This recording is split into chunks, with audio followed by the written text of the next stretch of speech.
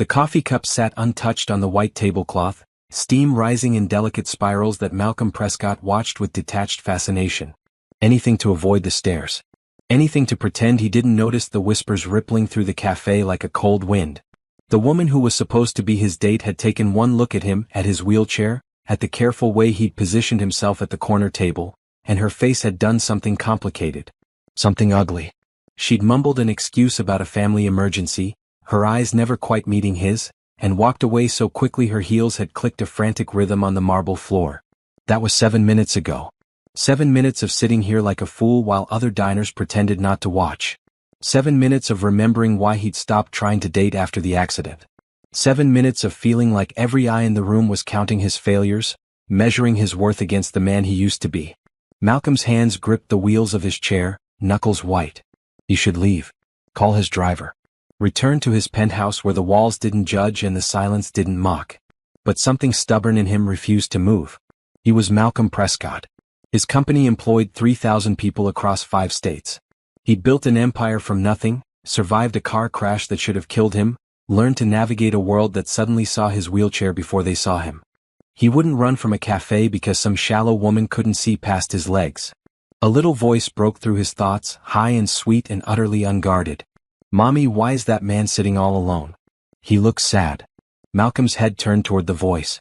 A small girl stood a few feet away, maybe 5 years old, with 2 puff ponytails decorated with bright red ribbons. Her brown eyes were wide and curious, fixed on him with the kind of directness only children possess. No pity. No awkwardness. Just pure, simple concern. "Ivy, sweetheart, we don't point." The woman beside the child spoke gently, but her own eyes had found Malcolm's face. She was beautiful in a way that caught him off guard. Natural. A nurse's scrubs in deep blue, her hair pulled back in a practical bun, her features showing the kind of tiredness that comes from too many long shifts and not enough sleep. But her smile was genuine when she looked at him, and something in Malcolm's chest, something that had been clenched tight since the accident, began to loosen. "I'm sorry," the woman said, guiding her daughter closer. "She's at that age where she says everything she thinks." "I like that age," Malcolm heard himself say. Adults could learn from it. The little girl, Ivy, cocked her head to the side. "Were you waiting for someone? Because if you were and they didn't come, that's not very nice. My teacher says we should always be nice." "Ivy," her mother warned softly, but Malcolm shook his head. "Your teacher is right. And yes, I was waiting for someone. But I think maybe they got lost." "Oh, that's okay then," Ivy announced with the confidence of someone who'd solved a great mystery. "Getting lost isn't mean. It's just confusing. Right, Mommy?" The woman's expression had shifted into something closer to understanding. She looked at the empty chair across from Malcolm, at the 2 menus still on the table, at his carefully neutral expression that probably wasn't neutral at all. "I'm Nora Wilson," she said. "And this is my daughter, Ivy. We just finished her doctor's appointment and came here for a special treat. Hot chocolate for her, coffee for me. Would you like some company? No one should sit alone in a cafe. It makes the coffee taste wrong." Malcolm felt something catch in his throat. Kindness. Pure, uncomplicated kindness from a stranger who had no idea who he was, who saw a man alone and decided to do something about it.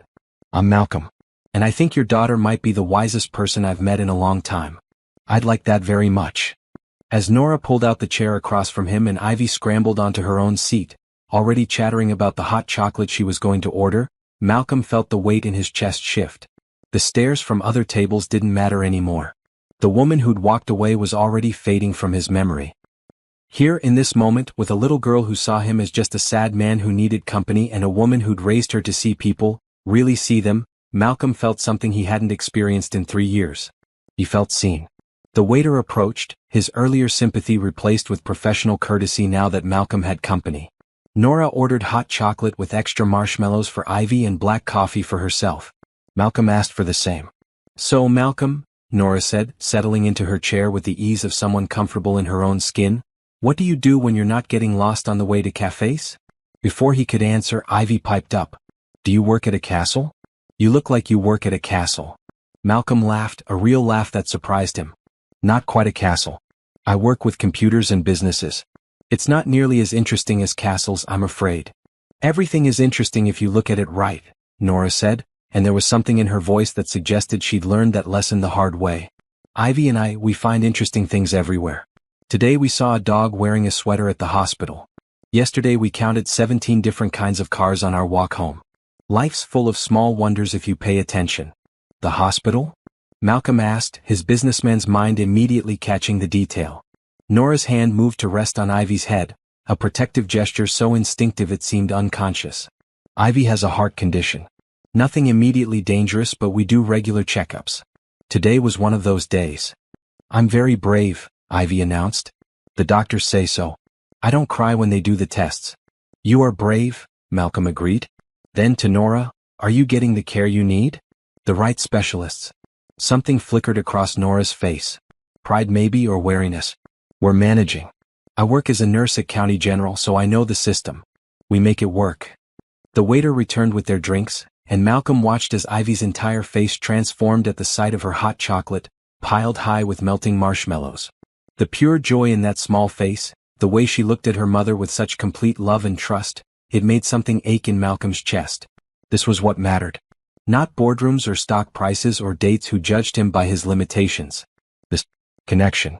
Realness. Love given freely. Can I ask you something, Malcolm? Nora's voice pulled him back. Of course. That woman who left. Did she leave because of the wheelchair? The directness of the question should have stung, but coming from Nora, it didn't. It was simply honest. Yes, he said. She did. Nora shook her head slowly. Then she's the one who lost something today. Not you. My grandmother used to say that a person's character shows in how they treat people when there's nothing to gain. That woman showed you exactly who she is. You should thank her for leaving before you wasted any more time. Mommy's smart, Ivy said through a mouthful of marshmallow. She knows everything. Not everything, baby, Nora said with a soft laugh. But I know enough to recognize a good person when I see one. Malcolm felt heat rise in his face, an unfamiliar sensation. Compliments usually felt empty to him now, weighted with pity or politeness. But this felt different. Real. I could say the same about you. Not many people would stop their day to sit with a stranger. Life's too short to walk past people who need a friend, Nora said simply. And besides, Ivy was right. You did look sad. Now you look less sad. That seems like a good use of our afternoon. They talked for over an hour. Malcolm learned that Nora was 28, had been a nurse for 6 years, loved her job despite the exhausting hours. Ivy was her world, the light that kept her going through double shifts and difficult patients and a life that was harder than she made it sound. She didn't mention Ivy's father, and Malcolm didn't ask. Some stories needed time before they could be told. He told them about his accident 3 years ago, the car crash on a rain-slicked highway that had put him in this chair. The months of rehabilitation. The slow process of building a new life that looked nothing like his old one. He didn't mention his company or his wealth. For this moment he was just Malcolm. Just a man having coffee with a kind woman and her delightful daughter. When they finally stood to leave, Ivy hugged Malcolm's leg with the unself-conscious affection of a child who hadn't learned to be careful with her love yet. I'm glad you weren't sad anymore, she said. Can we have coffee again sometime? Ivy, we can't just invite ourselves, Nora started, but Malcolm cut her off. I'd like that. Very much. If your mother agrees. Nora looked at him for a long moment, and Malcolm wondered what she saw. Did she see the CEO? The billionaire? The man in the wheelchair? Or did she see what he hoped she saw, what he felt like when he was around her and Ivy? Just a man who wanted to be part of something real. Next Saturday, Nora said. 2 o'clock. Same place. But fair warning, Ivy will want to tell you every single thing that happened during her week. She's very thorough. I'll look forward to it, Malcolm said, and he meant it with an intensity that surprised him. As he watched them leave, Ivy's hand tucked securely in her mother's, Malcolm felt his phone buzz. His assistant probably wondering where he was. The real world calling him back. But for the first time in 3 years, the real world didn't feel quite as heavy. There was a reason to look forward now. A little girl in red ribbons and a woman who saw people, who taught her daughter to see people, who had turned his worst day into something else entirely. Malcolm wheeled himself toward the door, and for once, he didn't notice the stairs. He was too busy thinking about next Saturday. Have you ever felt invisible, like the world stopped seeing the real you? Drop a comment below and tell me what you think about Malcolm and Nora's first meeting. And don't forget to subscribe because this story is just getting started. Malcolm spent the week in a state he barely recognized as anticipation. Monday's board meeting passed in a blur of quarterly reports and profit margins that usually commanded his complete attention. Tuesday brought contract negotiations that he handled with half his mind while the other half wondered what Ivy might tell him about her week. By Wednesday, his assistant Diane commented that he seemed distracted, and by Friday, his physical therapist remarked that he was pushing himself harder than usual, as if preparing for something important. He was. For the first time in 3 years, he cared about something beyond his company. Beyond proving to the world that a man in a wheelchair could still run an empire. He cared about keeping a promise to a 5-year-old girl and seeing Nora's smile again. Saturday morning, Malcolm woke at 6 despite having nowhere to be until 2. He went through his exercise routine with extra care, showered, and then spent an embarrassing amount of time choosing what to wear. He settled on dark jeans and a deep green sweater, casual enough for coffee but put together. Not that it mattered. He wasn't trying to impress anyone. Except he was. He absolutely was. At 1:45, Malcolm was already at the café, positioned at the same corner table. He'd called ahead to reserve it, claiming it was his favorite spot. The staff, who'd witnessed his abandonment the previous week, seemed pleased to see him return. The young waiter from before gave him an encouraging nod. At precisely 2 o'clock, the café door opened and Ivy burst through, her mother following close behind. Today Ivy wore yellow overalls and a white shirt, her hair in the same puff ponytails but with yellow ribbons this time. Her face lit up when she saw Malcolm. "You're here," she exclaimed, running toward him. "Mommy said you would be, but I was worried you might get lost like last time." Nora caught up, slightly breathless, dressed in jeans and a red sweater that made her skin glow. "Ivy, slow down. We don't run in restaurants." "Sorry, Mommy." But Ivy was already climbing into her chair, bouncing with barely contained energy. "Malcolm, so many things happened this week. Do you want to hear about all of them or just the most important ones?" "All of them," Malcolm said seriously. "I've been waiting all week." Nora settled into her own chair, and something in her expression suggested she was pleased by his answer. "I warned you she was thorough. Don't say I didn't give you fair warning." For the next 20 minutes, Malcolm learned about Ivy's week in minute detail. Her friend Tyler brought his pet turtle to show and tell. She learned to spell the word butterfly, all by herself. They had pizza for lunch on Wednesday and it was pepperoni, her favorite. Her teacher read them a story about a brave princess who saved herself instead of waiting for a prince. And on Thursday she lost a tooth and the tooth fairy brought her a whole $1. Malcolm listened to every word, asking questions, admiring the gap in her smile where the tooth had been, nodding seriously when she explained that Tyler's turtle was actually pretty boring because it mostly just sat there. Across the table, Nora watched them both, her coffee growing cold, something soft and wondering in her eyes. When Ivy finally paused for breath, Nora laughed. "I think you've talked poor Malcolm's ear off, baby. Maybe let him share something now." "What did you do this week, Malcolm?" Ivy asked. "Did anything exciting happen?" Malcolm considered lying, making up something that would sound interesting to a 5-year-old. But Nora had been honest with him, and something about that honesty deserved the same in return. "I went to a lot of meetings," he said. "I talked to people about business things. Not very exciting, I'm afraid. The most interesting part of my week was looking forward to seeing you both again." Ivy processed this with her characteristic seriousness. "Were the meetings boring?" "Sometimes, yes." "Then you should find a more interesting job." "My mommy's job is interesting. She helps people feel better." "Ivy's right," Nora said, her lips quirking in a half-smile. "I do help people feel better. It's not always easy, but it matters. What you do should matter, not just make money." "It matters to me," Malcolm said quietly. "I built my company from nothing. It represents years of work, of believing I could do something meaningful. After my accident, a lot of people thought I should step down, let someone else take over.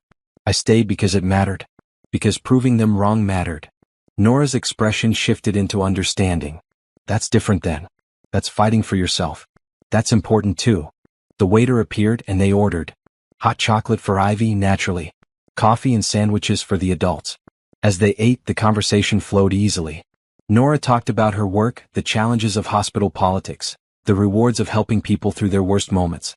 Malcolm found himself relaxing in a way he rarely did, the pressure of being Malcolm Prescott, CEO, sliding away until he was just a man having lunch with people he liked. It was Ivy who brought up her heart condition as casually as she discussed Tyler's turtle. "I have to go to the doctor a lot because my heart doesn't work exactly right. But it's okay. Mommy says we just have to be careful and pay attention." "That must be scary sometimes," Malcolm said gently. Ivy considered this. "Sometimes. When I have to get tests. But Mommy is always there and she holds my hand so it's not so bad." And the doctors give me stickers after. Malcolm's gaze shifted to Nora, and he saw the strain beneath her calm exterior. The worry she carried, the weight of being solely responsible for a sick child. Are you seeing a good specialist? He asked. Nora's shoulders stiffened slightly. We see a cardiologist at County General. Dr. Patterson. He's competent. Competent isn't the same as the best. The best isn't always accessible to people like me, Nora said, and there was an edge to her voice now. I work 3 12-hour shifts a week, pick up overtime when I can. We have insurance, but it doesn't cover everything. Dr. Patterson is good enough and we're managing. Malcolm leaned forward. What if you didn't have to just manage? What if Ivy could see the absolute best pediatric cardiologist in the city? Dr. Rachel Okonkwo at Memorial Children's Hospital. She's world-renowned, trained at Johns Hopkins, published groundbreaking research on pediatric heart conditions. I know her personally. I could make a call, get Ivy an appointment. Nora's jaw tightened. We can't afford Memorial. Their fees are 3 times what county charges. I would cover it. All of it. Whatever Ivy needs. No. The word came out sharp, and Ivy looked up from her hot chocolate, suddenly attentive to the tension at the table. We're not a charity case, Malcolm. I appreciate the offer, but we handle our own problems. Malcolm felt frustration rise in his chest. Pride. He understood it, had lived by it his entire life. But this wasn't about pride. This was about a little girl who deserved the best possible care. It's not charity, he said carefully. It's one human being helping another. You sat with me when I was alone. You brought light into a dark moment. Let me return the kindness. By throwing money at us? Nora stood, gathering her purse. Come on, Ivy. We should go. But Mommy, we just got here. Ivy's voice trembled on the edge of tears. I like talking to Malcolm. Malcolm's heart sank. He pushed too hard too fast. Classic mistake. He approached life like a business deal, identifying problems and solving them with resources. But this wasn't business. This was a woman who'd fought for everything she had, who didn't want handouts even when they were offered with the best intentions. Nora, please sit down. I'm sorry. I overstepped. She hesitated, looking between Ivy's distressed face and Malcolm's genuine regret. Slowly, she lowered herself back into her chair. You don't understand what it's like, she said, her voice quieter now. Ivy's father left us 2 months after her diagnosis. Said he couldn't handle the stress, the medical bills, the uncertainty. He walked away from his daughter because she wasn't perfect. Since then, I've done everything by myself. Paid every bill, made every decision, carried every burden. I can't let myself get used to someone else carrying the weight. People leave, Malcolm. They get tired or scared or bored and they leave. I can only rely on myself. The pain in her voice was sharp and real, and Malcolm understood it in a way most people couldn't. People left me too, he said quietly. After the accident. Friends who couldn't deal with my limitations. A girlfriend who said she loved me but apparently loved the man I was, not the man I became. My own father suggested I sell the company, said I couldn't run it effectively from a wheelchair. I know what it's like to be abandoned when you need people most. I know about doing everything alone. Nora met his eyes, and in that moment, something passed between them. Recognition. The acknowledgement of shared wounds. But, Malcolm continued, I also learned that accepting help isn't the same as being weak. When I was in rehabilitation, I had to let therapists help me relearn basic tasks. I had to let nurses assist me with things I'd done myself since I was a child. It was humiliating. But it was also necessary. And it taught me that sometimes strength is knowing when to accept kindness. Ivy, who'd been watching this exchange with wide eyes, reached across the table and put her small hand on her mother's arm. Mommy, you always tell me it's nice to accept help. You said when Grandma offers to babysit, we say thank you because she loves us. Maybe Malcolm loves us too? Out of the mouths of children. Malcolm saw Nora's eyes fill with tears she refused to let fall. I don't love you yet, Malcolm said gently. But I care about you. Both of you. In 1 week, you've given me more genuine human connection than I've had in 3 years. You've reminded me what kindness looks like, what matters beyond balance sheets and quarterly earnings. Let me do this. Not as charity. As friendship. As one person who wants to help because he can, not because you're weak or needy or any of the things you're afraid of appearing to be. Nora wiped at her eyes quickly, a nurse's practiced efficiency at controlling emotion. It's too much. It's a phone call and some money I won't miss. Compared to what you've given me, it's nothing. What have we given you? We just sat and talked. Exactly. Malcolm's voice was firm now. You saw me. Not my wheelchair, not my limitations, not my company or my net worth. You saw a sad man sitting alone and decided he deserved company. Do you know how rare that is? How valuable? The silence stretched between them, filled only with the ambient noise of the cafe around them. Finally, Nora drew a shaky breath. If we do this, if I let you help with Ivy's medical care, I need some boundaries. This doesn't make you responsible for us. It doesn't mean we're a burden you've taken on. And if at any point you want to walk away, you can. No hard feelings. No guilt. Agreed, Malcolm said, though privately he thought the idea of walking away from these two was already impossible. And you can set any other boundaries you need. This is your decision, your life. I'm just offering to open a door. Nora looked at her daughter, who was watching her mother with complete trust, certain that whatever decision was made would be the right one because her mommy always knew what to do. Malcolm saw the moment Nora chose love over pride, her daughter's well-being over her own discomfort with accepting help. Okay, she said. Thank you. We'll see Dr. Okonkwo. And I will pay you back even if it takes years. You already have, Malcolm said. But if it makes you feel better, sure. Ivy, sensing the tension had broken, grinned and returned to her hot chocolate. Crisis averted in her child's mind, the adults having worked out their complicated adult problems.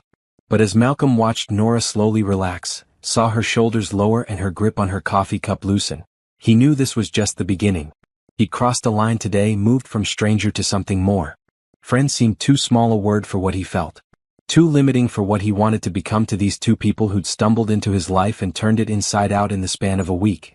They stayed at the cafe for another 2 hours, conversation returning to easier topics. Ivy's school. Nora's co-workers. Malcolm's physical therapy routine. By the time they left, exchanging phone numbers and promising to connect about the appointment with Dr. Okonkwo, Malcolm felt lighter than he had in years. As his driver pulled up and he prepared to leave, Ivy hugged him again, her small arms fierce around his neck. Thank you for helping my heart, she whispered. You're a good friend. Over her head, Malcolm met Nora's eyes. Thank you for letting me, he said. On the drive home, Malcolm made 2 calls. The first to Dr. Okonkwo's office, securing an appointment for the following Tuesday. The second to his accountant, ensuring a line of credit was available for whatever Ivy's treatment might require. Money he'd earned, money he could spend however he chose, and right now he chose to spend it on a little girl with a brave smile and a mother who'd taught him to see the world differently. It wasn't until he was home, alone in his penthouse overlooking the city, that Malcolm let himself acknowledge the truth. He wasn't just helping a sick child. He wasn't just repaying a kindness. He was falling. Falling for a woman who wore exhaustion like armor and raised her daughter with more love than most people had in their entire bodies. Falling for a child who saw people as they truly were and loved them without reservation. Falling into something that felt like home in a way his expensive penthouse never had. And the most terrifying part? He wasn't scared. For the first time since his accident, since his world had turned upside down and his body had betrayed him, Malcolm felt like he was moving toward something instead of away from it. Toward light. Toward connection. Toward a future that looked nothing like what he'd planned but felt more right than anything had in years. Tuesday couldn't come fast enough. Tuesday morning arrived gray and cold, winter asserting itself with aggressive wind and a sky that promised snow. Malcolm had his driver pick up Nora and Ivy from their apartment at 8, the appointment with Dr. Okonkwo scheduled for 9. He'd offered to meet them there, but Nora had insisted they ride together, saying it would be easier. Malcolm suspected she wanted moral support, and he was happy to provide it. When they pulled up to the address Nora had texted him, Malcolm felt his stomach drop. The apartment building was functional at best, run down at worst. Cracked concrete steps led to a dingy entrance with a broken buzzer system. Laundry hung from some of the balconies despite the cold. This was where Nora was raising Ivy? On a nurse's salary, probably barely making rent, with medical bills piling up and a daughter who needed constant monitoring? Nora emerged from the building holding Ivy's hand, both bundled in winter coats that had seen better days. Ivy's was slightly too small, her wrist showing beneath the cuffs. Nora's was practical but thin, not nearly warm enough for this weather. Malcolm's driver, Thomas, jumped out to open the door for them and Ivy's eyes went wide. "Mommy, this is the fanciest car I've ever seen," she breathed. "It's just a car, baby," Nora said, but her own eyes betrayed her discomfort. This was Malcolm's world. Drivers and expensive vehicles and medical specialists who required appointments booked weeks in advance unless you knew someone. She was out of her element and it showed. Once they were settled in the back seat, Malcolm caught Nora's eye. You okay? Nervous, she admitted. I've never been to Memorial. It's where all the rich families take their kids. I've heard stories from other nurses. The building alone cost more than my entire apartment complex. The building doesn't matter. Dr. Okonkwo does. And she's brilliant, Nora. If anyone can help Ivy, it's her. What if she finds something Dr. Patterson missed? What if Ivy needs surgery? What if it's worse than we thought? Malcolm reached across the seat and took Nora's hand, the gesture feeling both natural and revolutionary. Her fingers were cold, trembling slightly. Then we deal with it. Together. One step at a time. But worrying about what-ifs won't help anyone. Nora squeezed his hand briefly before letting go, a silent thank you. Beside her, Ivy was pressing her nose against the window, watching the city pass by with a child's endless fascination. Memorial Children's Hospital was everything the name promised. A modern glass building with murals painted by children on the walls, a lobby that felt more like a cheerful play space than a medical facility. Volunteers in bright blue vests greeted them at the door. The receptionist smiled warmly at Ivy, offering her a sticker and a coloring book while they checked in. Dr. Rachel Okonkwo met them in her office 10 minutes later, a woman in her 40s with kind eyes and the kind of confidence that came from years of saving children's lives. She shook Nora's hand first, then Malcolm's, then crouched down to Ivy's level. Hi, Ivy. I'm Dr. Rachel. I heard you're very brave when you go to the doctor. Is that true? Ivy nodded solemnly. I only cry a little bit. And only if it hurts. That sounds very brave to me. How about we talk to your mom for a few minutes, and then we'll do some tests to see how your heart is doing. Sound good? Okay. But Malcolm has to stay too.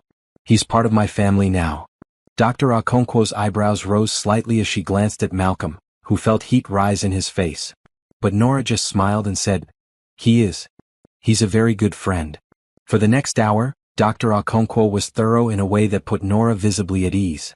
She reviewed Ivy's medical history, asked detailed questions about symptoms and episodes, explained each test before performing it. She was patient with Ivy's questions, honest about what might feel uncomfortable, and generous with her praise when Ivy stayed still during an echocardiogram. Malcolm watched from his position near the door, his wheelchair angled so he could see both Ivy and Nora. He watched Nora's shoulders gradually relax as Dr. Okonkwo demonstrated her expertise. He watched Ivy trust this new doctor because her mother trusted her. And he felt something expand in his chest, something warm and fierce and protective. This was what mattered. Not his boardroom battles or his company's stock price. A little girl getting the care she needed. A mother finally able to breathe because someone was sharing the burden. The simple, profound act of making someone's life a little bit easier. After the tests, Dr. Okonkwo invited them all into her office. Ivy was given another sticker and permission to color at the small table in the corner while the adults talked. Malcolm positioned his wheelchair next to Nora's chair, close enough that he could offer support if needed. Okay, Dr. Okonkwo began, pulling up images on her computer screen. Let's talk about what we found. Ivy has a ventricular septal defect, a hole in the wall between the lower chambers of her heart. Dr. Patterson's diagnosis was correct. However, the hole is slightly larger than his notes indicated, which means it's causing more strain on her heart than previously thought. Nora's hand flew to her mouth. How much larger? Enough that I'd recommend surgery sooner rather than later. If we wait, there's a risk of complications. Pulmonary hypertension, enlargement of the heart chambers, increased susceptibility to infections. All things we want to avoid. Surgery, Nora repeated, her voice hollow. When? I'd like to schedule it within the next month. The procedure is relatively straightforward. We'll go in through a small incision, patch the hole, and Ivy's heart should function normally. Recovery takes a few weeks, but most children bounce back quickly. She'll need to take it easy for a while, no strenuous activity, but she should be able to return to normal life relatively soon. And if we don't do the surgery? Dr. Okonkwo's expression grew serious. The hole won't close on its own at this size. Over time, the strain on her heart will increase. She'll get tired more easily, become more susceptible to respiratory infections, potentially develop arrhythmias. Her quality of life will decline. The surgery has risks certainly, but not having it carries greater risks in the long term. Nora looked at Malcolm, her eyes wide with fear. He wanted to take her hand again, pull her close, promise her everything would be okay. But he couldn't promise that. He could only be present, steady, an anchor in the storm of her terror. What are the risks of the surgery? Malcolm asked, his business mind kicking in, needing data, needing to understand the full picture. There's always risk with any surgery, especially cardiac procedures. But in Ivy's case, she's young, otherwise healthy, and the defect is accessible. I'd put the success rate at about 95%. I've performed this procedure hundreds of times. I'm confident we can help her. The cost. Nora whispered. Let's not worry about that right now, Dr. Okonkwo said gently. Memorial has financial assistance programs, and I understand Malcolm is helping facilitate care. The important thing is making sure Ivy gets what she needs. Malcolm nodded. Whatever it costs, we'll handle it. Nora looked like she wanted to argue but didn't have the energy. She was too focused on the word surgery, on the fear of her daughter under anesthesia, on an operating table, on the knife edge of risk that separated this life from the unthinkable alternative. I need to think about it, Nora said. Talk to my family, process this, figure out the logistics. Of course, Dr. Okonkwo said. Take a few days. But don't take too long. Timing matters here. She pulled out a folder of information, handing it to Nora. This has everything you need to know about the procedure, the recovery, what to expect. And here's my direct number.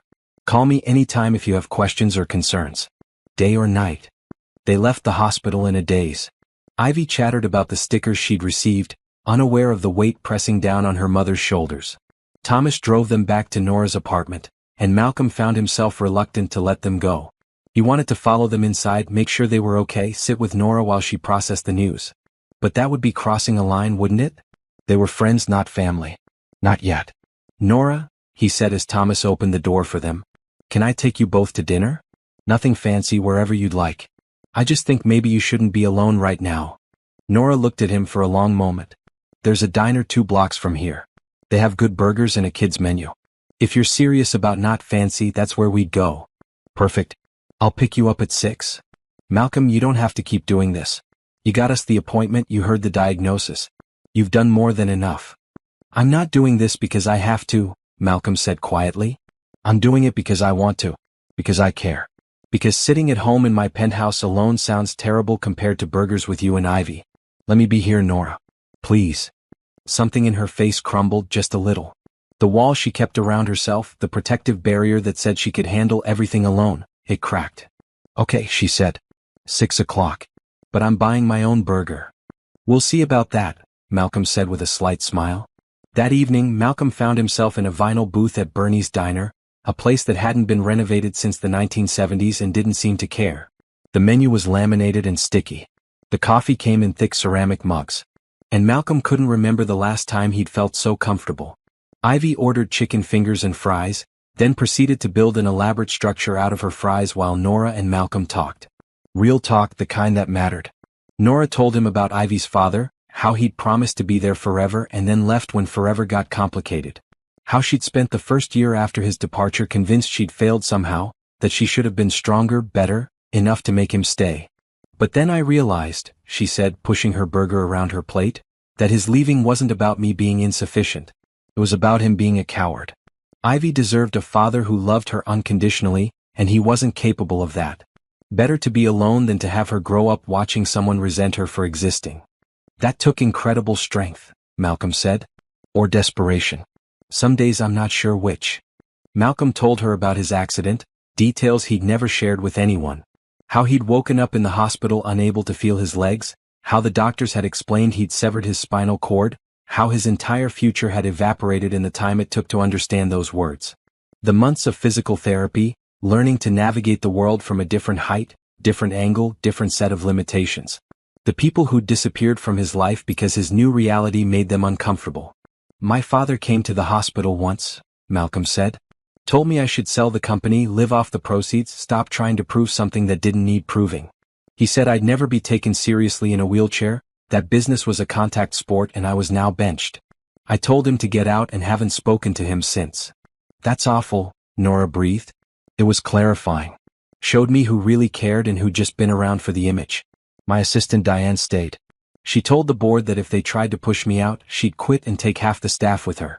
My physical therapist, Marcus, treated me like a person instead of a patient, pushed me harder than anyone else would have dared. Those are the people who mattered. The rest, I didn't need them. Is that what we are? Nora asked. People who matter? Malcolm met her eyes. You're becoming the most important people in my life.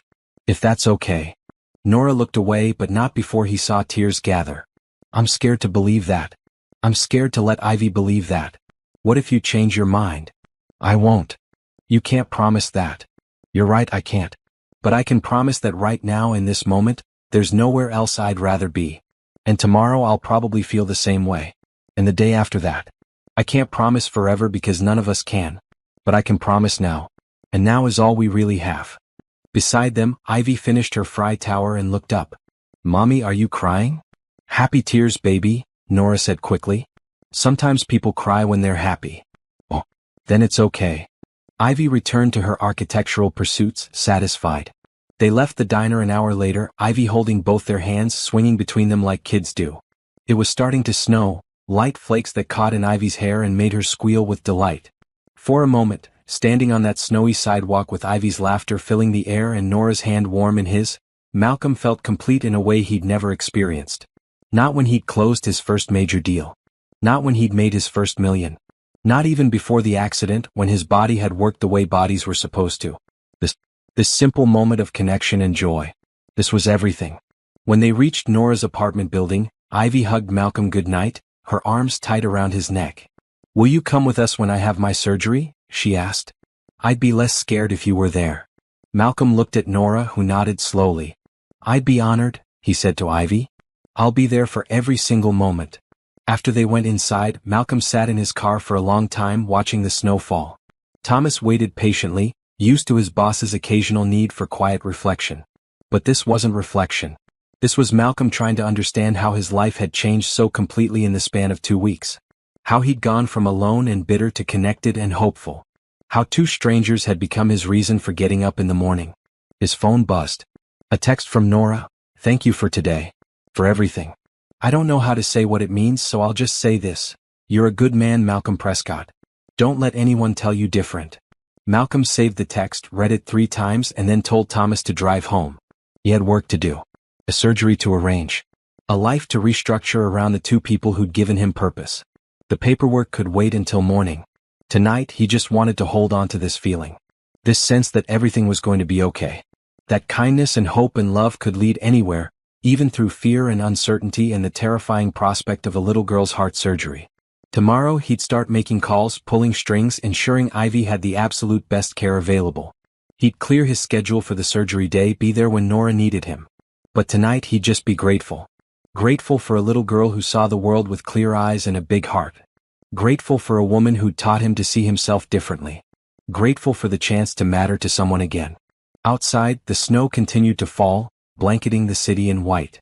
And Malcolm drove home through it, already counting the hours until he could see them again. The weeks leading up to Ivy's surgery passed in a rhythm Malcolm had never experienced before.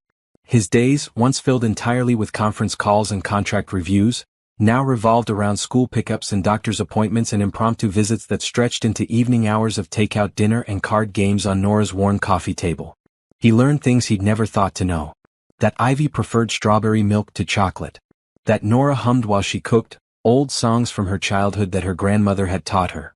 That neither of them had been to the zoo in over a year because admission plus parking cost more than Nora wanted to spend on a single afternoon. Malcolm fixed that immediately. On a Saturday morning he showed up at their apartment with tickets to the zoo, the aquarium, and a children's museum, all prepaid, non-refundable. Nora had tried to argue, but Ivy's face had lit up like Christmas morning, and Nora couldn't disappoint her daughter. At the zoo, Malcolm discovered that navigating gravel paths in a wheelchair was challenging, but not impossible, especially when Ivy insisted on riding on his lap for the rough patches, her delighted laughter making every jarring bump worthwhile. They spent an hour watching the penguins, Ivy pressing her face against the glass, convinced she could communicate with them if she tried hard enough. Nora bought them all hot chocolate from a vendor, and they drank it on a bench overlooking the seal habitat. Ivy's commentary on the seal's swimming technique providing a steady background of entertainment. That one's showing off, Ivy declared. See how he's spinning? He wants everyone to know he's the best swimmer. Maybe he's just happy, Nora suggested. Or maybe he's in love, Malcolm said, and he's trying to impress a girl seal. Ivy gasped. Do seals fall in love? Everything falls in love, Malcolm said, and over Ivy's head, he saw Nora watching him with an expression he couldn't quite read. Soft. Wondering. Maybe a little scared. Later, after they'd returned Ivy to the apartment for a nap she insisted she didn't need but fell into immediately, Nora and Malcolm sat in her tiny kitchen, drinking coffee that was slightly burnt because her coffee maker was on its last legs. "You need to stop," Nora said, but there was no force behind it. "Stop what?" "This. All of it. The zoo, the medical bills you won't let me see, the way you show up here every other day like you don't have an entire company to run. You're going to burn out and then what? You'll resent us for taking up so much of your time." Malcolm set down his mug carefully. "Is that what you're afraid of? That I'll resent you? I'm afraid that this is temporary. That you're playing house with us because it's novel and interesting and different from your real life. But eventually you'll remember your real life and you'll go back to it and Ivy will be devastated. I can handle being left. I've done it before. But Ivy," Nora's voice cracked. "She talks about you constantly. You're her favorite person to draw pictures for. She asks every morning if today is a Malcolm day. If you leave, it will break her." "I'm not going to leave." "You can't know that." Malcolm wheeled his chair closer, until their knees were almost touching. "You're right, I can't predict the future.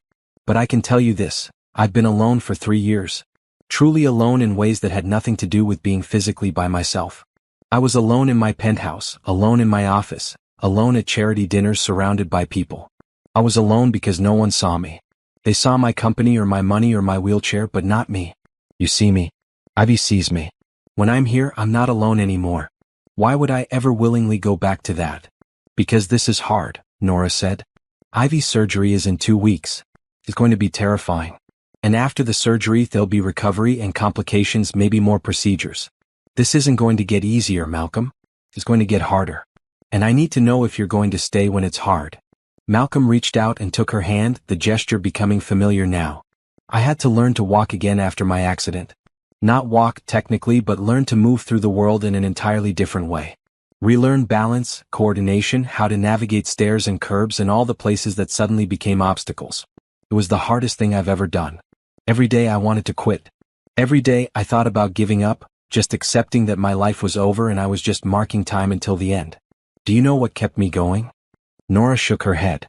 "Spite at first. Proving my father wrong. Proving everyone who'd written me off wrong. But then it became something else. It became pride. Not the bad kind, not arrogance. But the pride of knowing I was stronger than I thought. That I could endure hard things and come out the other side intact. I learned that hard doesn't mean impossible. Hard just means worth doing. And this, what we have, it's worth doing. All of it. The scary parts and the difficult parts and the parts where we don't know what's going to happen. It's worth it because you're worth it. Both of you." Tears slipped down Nora's face and she didn't bother wiping them away. "I don't know how to accept this. I've spent 3 years believing I had to do everything alone. That depending on someone was weakness. That if I just worked hard enough, sacrificed enough, I could handle anything. And now you're here telling me I don't have to do it alone, and I don't know how to believe that." "You don't have to believe it all at once," Malcolm said gently. "Just believe it for today. Let me be here today. Tomorrow we'll deal with tomorrow." Nora's laugh was watery but real. "One day at a time? One day at a time." She squeezed his hand, then pulled away, standing to refill their coffee cups. "You're going to need to actually go to work at some point. Your assistant keeps calling me to find out where you are." "Diane calls you?" "She has my number. She wanted to coordinate your schedule around Ivy's pre-op appointments. She's very efficient. She's protective. She knows how important you both are to me." "Are we?" Nora asked, her back still turned. "Important. You're everything," Malcolm said simply. The silence that followed was heavy with unspoken things. Feelings neither of them was quite ready to name. The awareness that they were building towards something bigger than friendship, but neither wanted to rush. Not with Ivy's surgery looming. Not with so much uncertainty still ahead. Malcolm broke the silence first. "What does Ivy want to be when she grows up?" Nora turned, grateful for the subject change. "It changes every week. Last week, she wanted to be a veterinarian. This week, she wants to be an astronaut. Before that, it was a baker. We should take her to a planetarium. Show her the stars." "Malcolm. I know. I'm doing too much. But a planetarium, Nora. When would we ever regret showing her the stars?" Nora smiled despite herself. "You're impossible. I'm determined. There's a difference." They spent the rest of the afternoon talking, easy conversation about nothing and everything. Malcolm told her about his mother, who'd passed away 5 years earlier, and how she taught him that kindness cost nothing but was worth everything. Nora talked about her nursing program, how hard she'd worked to get through it as a single mother, taking classes at night while her mom watched Ivy, studying between shifts, refusing to give up even when exhaustion made her want to quit. "You're the strongest person I know," Malcolm said. "I don't feel strong. Most days I feel like I'm barely holding it together. That's what strength is. Holding it together when everything's falling apart." When Ivy woke from her nap, she wandered into the kitchen, hair mussed and cheek marked with pillow creases. "Is Malcolm still here?" she asked sleepily. "I'm still here," Malcolm confirmed. Ivy climbed into his lap without asking permission, curling against his chest. "Good. I like when you're here. It feels safer." Over her head, Malcolm met Nora's eyes. The look they shared said everything words couldn't. This was real. This mattered. And no matter how scary the next few weeks would be, they'd face it together. The following Tuesday, Malcolm cleared his entire schedule and took Nora and Ivy to the planetarium. They sat in the dark theater, watching stars wheel across the dome ceiling while a narrator talked about galaxies and black holes and the infinite nature of space. Ivy was mesmerized, her small hand gripping Malcolm's, her eyes wide with wonder. "Mommy, there are billions of stars," she whispered. "Billions." "I know, baby. And we're just one little planet around one little star. But we matter, right? Even though we're small?" "We matter," Nora said firmly. "Size doesn't determine importance." "Malcolm, do you think when my heart gets fixed I'll be able to be an astronaut?" Malcolm felt his throat tighten. "I think you can be anything you want to be. Your heart doesn't define what you're capable of." After the show, they walked through the museum's exhibits, Ivy asking 1,000 questions about rockets and satellites and whether dogs in space got homesick. Malcolm answered what he could and made up the rest, and Nora laughed more freely than he'd ever heard her laugh before. In the gift shop, Ivy fell in love with a stuffed animal of a star, bright yellow with a smiling face. Malcolm bought it for her over Nora's protests, watching as Ivy hugged it like it was the most precious thing in the world. "What are you going to name it?" Malcolm asked. Ivy thought for a moment, then smiled. "Hope. Because stars give us hope when it's dark." Malcolm looked at Nora and saw his own emotion reflected in her face. This child. This incredible, brave, wise child who saw the world with such clarity. How had they gotten so lucky to be part of her life? That night, as they walked to the car, Ivy holding her star and chattering about which planets she wanted to visit first, Malcolm felt something settle in his chest. Purpose. Direction. Home.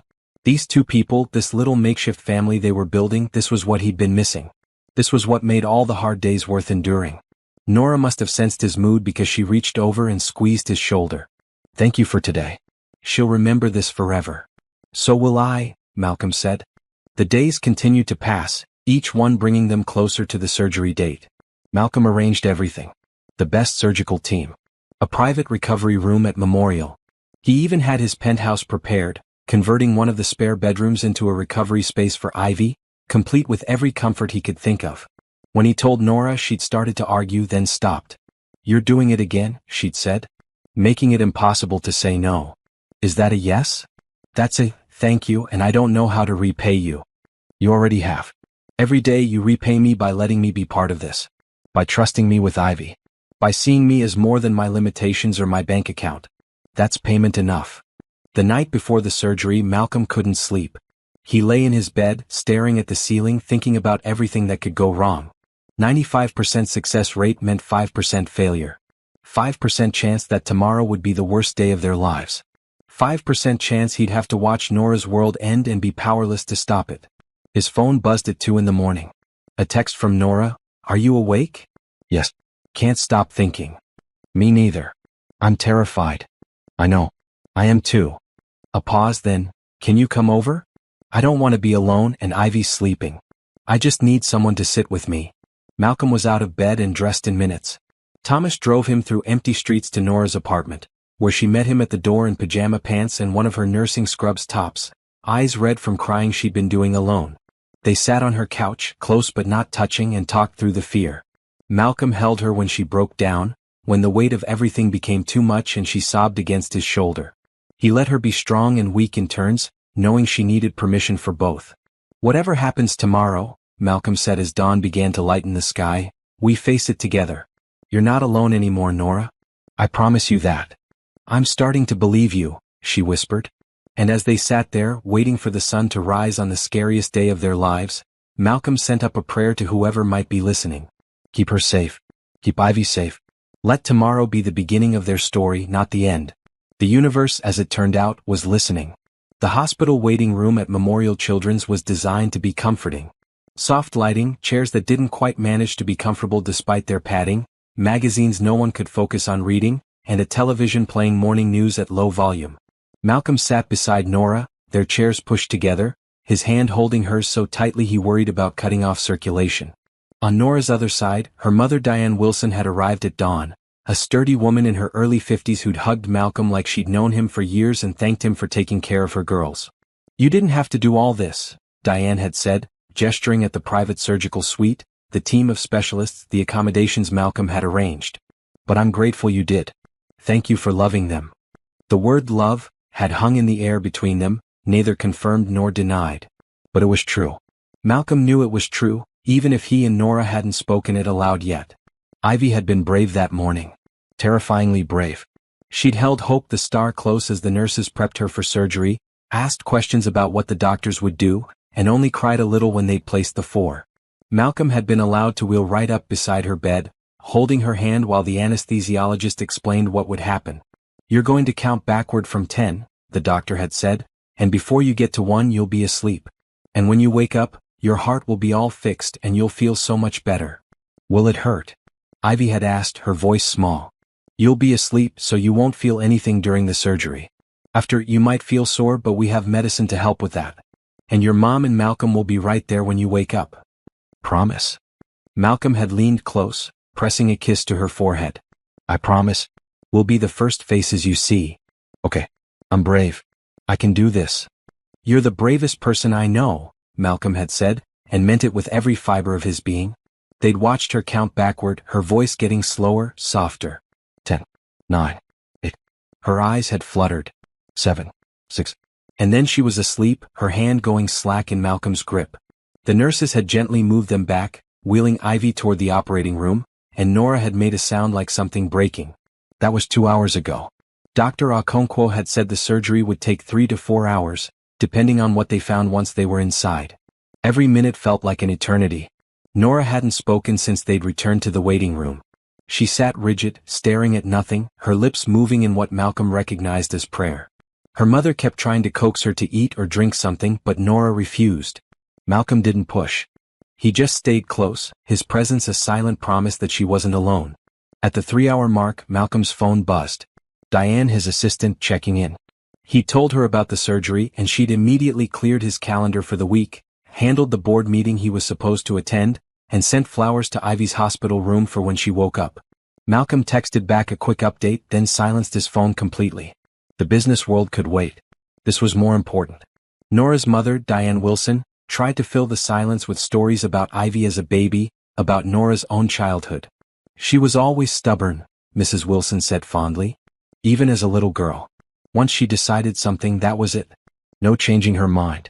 When her father walked out, I thought it would break her. But she just set her jaw and said, 'Fine. We don't need him.' And she made it true through sheer willpower."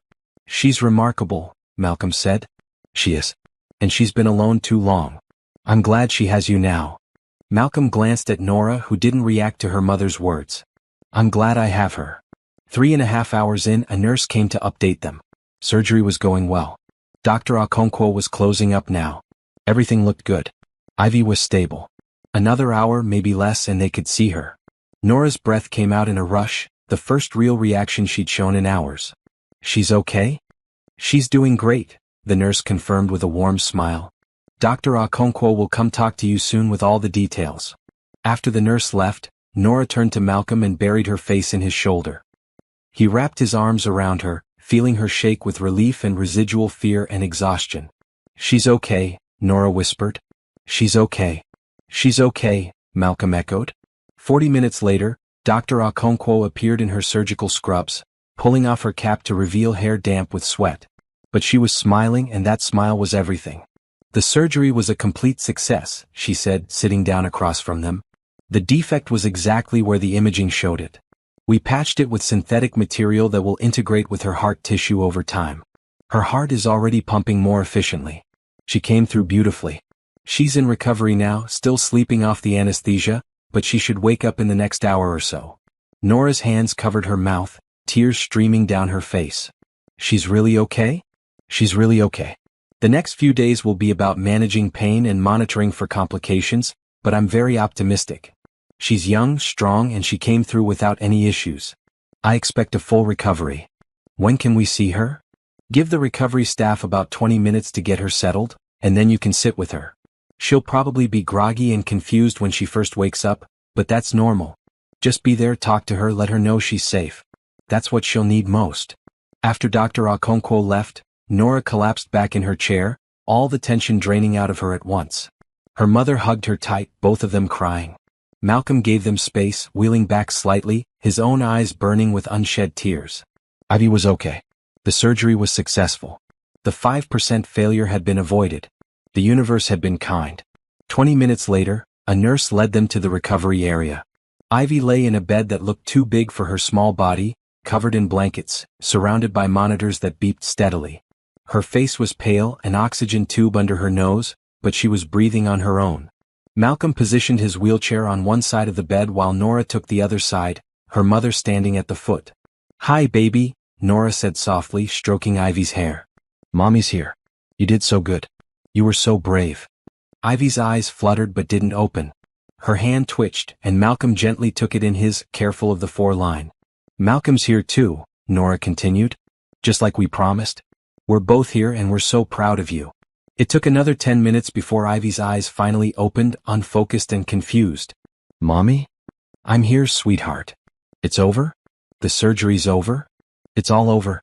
Dr. Okonkwo fixed your heart. You're going to be just fine." Ivy's gaze wandered until it found Malcolm. A small smile touched her lips. "You stayed. I told you I would. My chest hurts." "I know, baby," Nora said. "The doctors are giving you medicine for that. It'll get better soon." "Hope," Ivy said suddenly. "Where's Hope?" Mrs. Wilson quickly retrieved the stuffed star from the chair where she'd been keeping it safe. She tucked it under Ivy's arm and the little girl relaxed, holding her star close. "Stars give us hope when it's dark," Ivy mumbled, her eyes already closing again. "You told me that, Malcolm." "You told me that," Malcolm corrected gently. "You're the wise one." But Ivy was already asleep again, exhausted from the trauma her small body had endured. They sat with her for the next hour, watching her sleep, monitoring every breath, every beep of the machines. Malcolm felt something in his chest that he couldn't quite name. Profound relief mixed with fierce protectiveness. This child had become his. Not legally, not officially, but in every way that mattered. Her pain was his pain. Her recovery would be his focus. Her future happiness was now tied to his own. Nora seemed to sense his thoughts because she reached across the bed and took his hand. "Thank you," she said quietly. "For everything. For being here. For making this possible. For caring about her, about us. I don't know what we did to deserve you, but I'm so grateful." "You gave me a reason," Malcolm said. "That's more than I've had in a long time." As evening fell, Mrs. Wilson went to get food from the cafeteria, insisting that they needed to eat even though neither of them felt hungry. Alone with Ivy sleeping between them, Nora looked at Malcolm with an expression he'd been seeing more and more lately. Soft, open, vulnerable in a way she hadn't been before. "Malcolm, I need to tell you something." "Okay. I'm falling in love with you. I've been fighting it because I was scared, because trusting someone again felt impossible. But today, sitting here watching you love my daughter like she's yours, I can't fight it anymore. I love you. And that terrifies me, but it's true." Malcolm felt his heart, his perfectly functioning heart, skip a beat. "Nora. You don't have to say it back. I just needed you to know. Because after today, after seeing how close we came to losing her, I realized that life's too short not to tell people how you feel. So I'm telling you. I love you, Malcolm Prescott. I love how kind you are. I love how you see people for who they are instead of what they can do for you. I love how you've never once made me feel like a charity case or a project. I love that you make my daughter laugh. I love that you're here right now when you could be anywhere else. I just love you." Malcolm wheeled closer to her side of the bed, close enough that he could reach up and cup her face in his hands. "I love you too. I've loved you since the first day in that cafe when you chose kindness over convenience. I love your strength and your stubbornness and the way you hum when you cook. I love how you've taught Ivy to see the world with compassion and curiosity. I love that you let me into your life even though I know how hard that was. I love everything about you, Nora Wilson. Everything. They kissed then, over Ivy's sleeping form, a gentle kiss that tasted of tears and relief and the beginning of something neither of them had expected to find. When they pulled apart, both were smiling through their tears. So what now? Nora asked. Now we take care of Ivy. We get her through recovery. And then we figure out the rest together. As a family. A family, Nora repeated, testing the word. I like the sound of that. So do I. Ivy slept through the night, waking periodically in pain or confusion but settling quickly when she saw her mother and Malcolm nearby. The nursing staff was excellent, attentive without being intrusive, managing Ivy's pain and monitoring her vitals. Dr. Okonkwo stopped by twice, checking the surgical site, adjusting medications, expressing satisfaction with Ivy's progress. By morning, Ivy was more alert, asking for juice and crackers, complaining that the hospital gown was itchy. All signs, Dr. Okonkwo assured them, of a child recovering well. Malcolm had his assistant bring him fresh clothes and his laptop. He set up a makeshift office in Ivy's room, handling urgent emails between reading stories to Ivy and making sure Nora ate regular meals. Mrs. Wilson came and went, bringing food and moral support, marveling at how quickly her granddaughter was bouncing back. On the second day post-surgery, Ivy was sitting up in bed, coloring a picture of the solar system, when she looked at Malcolm and asked, When I get out of the hospital, can I come stay at your castle? Malcolm laughed. I don't have a castle, remember? Just a regular apartment. But yes, you and your mom are going to stay with me while you recover. I have a room all set up for you. With windows. With big windows that overlook the city. You can see all the buildings and cars and lights. Like stars but on the ground? Exactly like that. Ivy returned to her coloring, satisfied. Across the room, Nora mouthed thank you to Malcolm and he smiled. This was his life now. Hospital rooms and coloring books and making sure a 5-year-old had everything she needed to heal. It was so far from boardrooms and profit margins and the life he'd built before. But it was better. So much better. On day 3, Dr. Okonkwo cleared Ivy for discharge. She's doing remarkably well. Continue the pain medication as prescribed, no strenuous activity for 6 weeks, follow-up appointment in 2 weeks. But she's cleared to go home. Or in this case to Malcolm's place. They left the hospital in the afternoon, Ivy in a wheelchair even though she insisted she could walk, holding Hope the Star and wearing a brand new purple sweater Malcolm had Diane buy for her.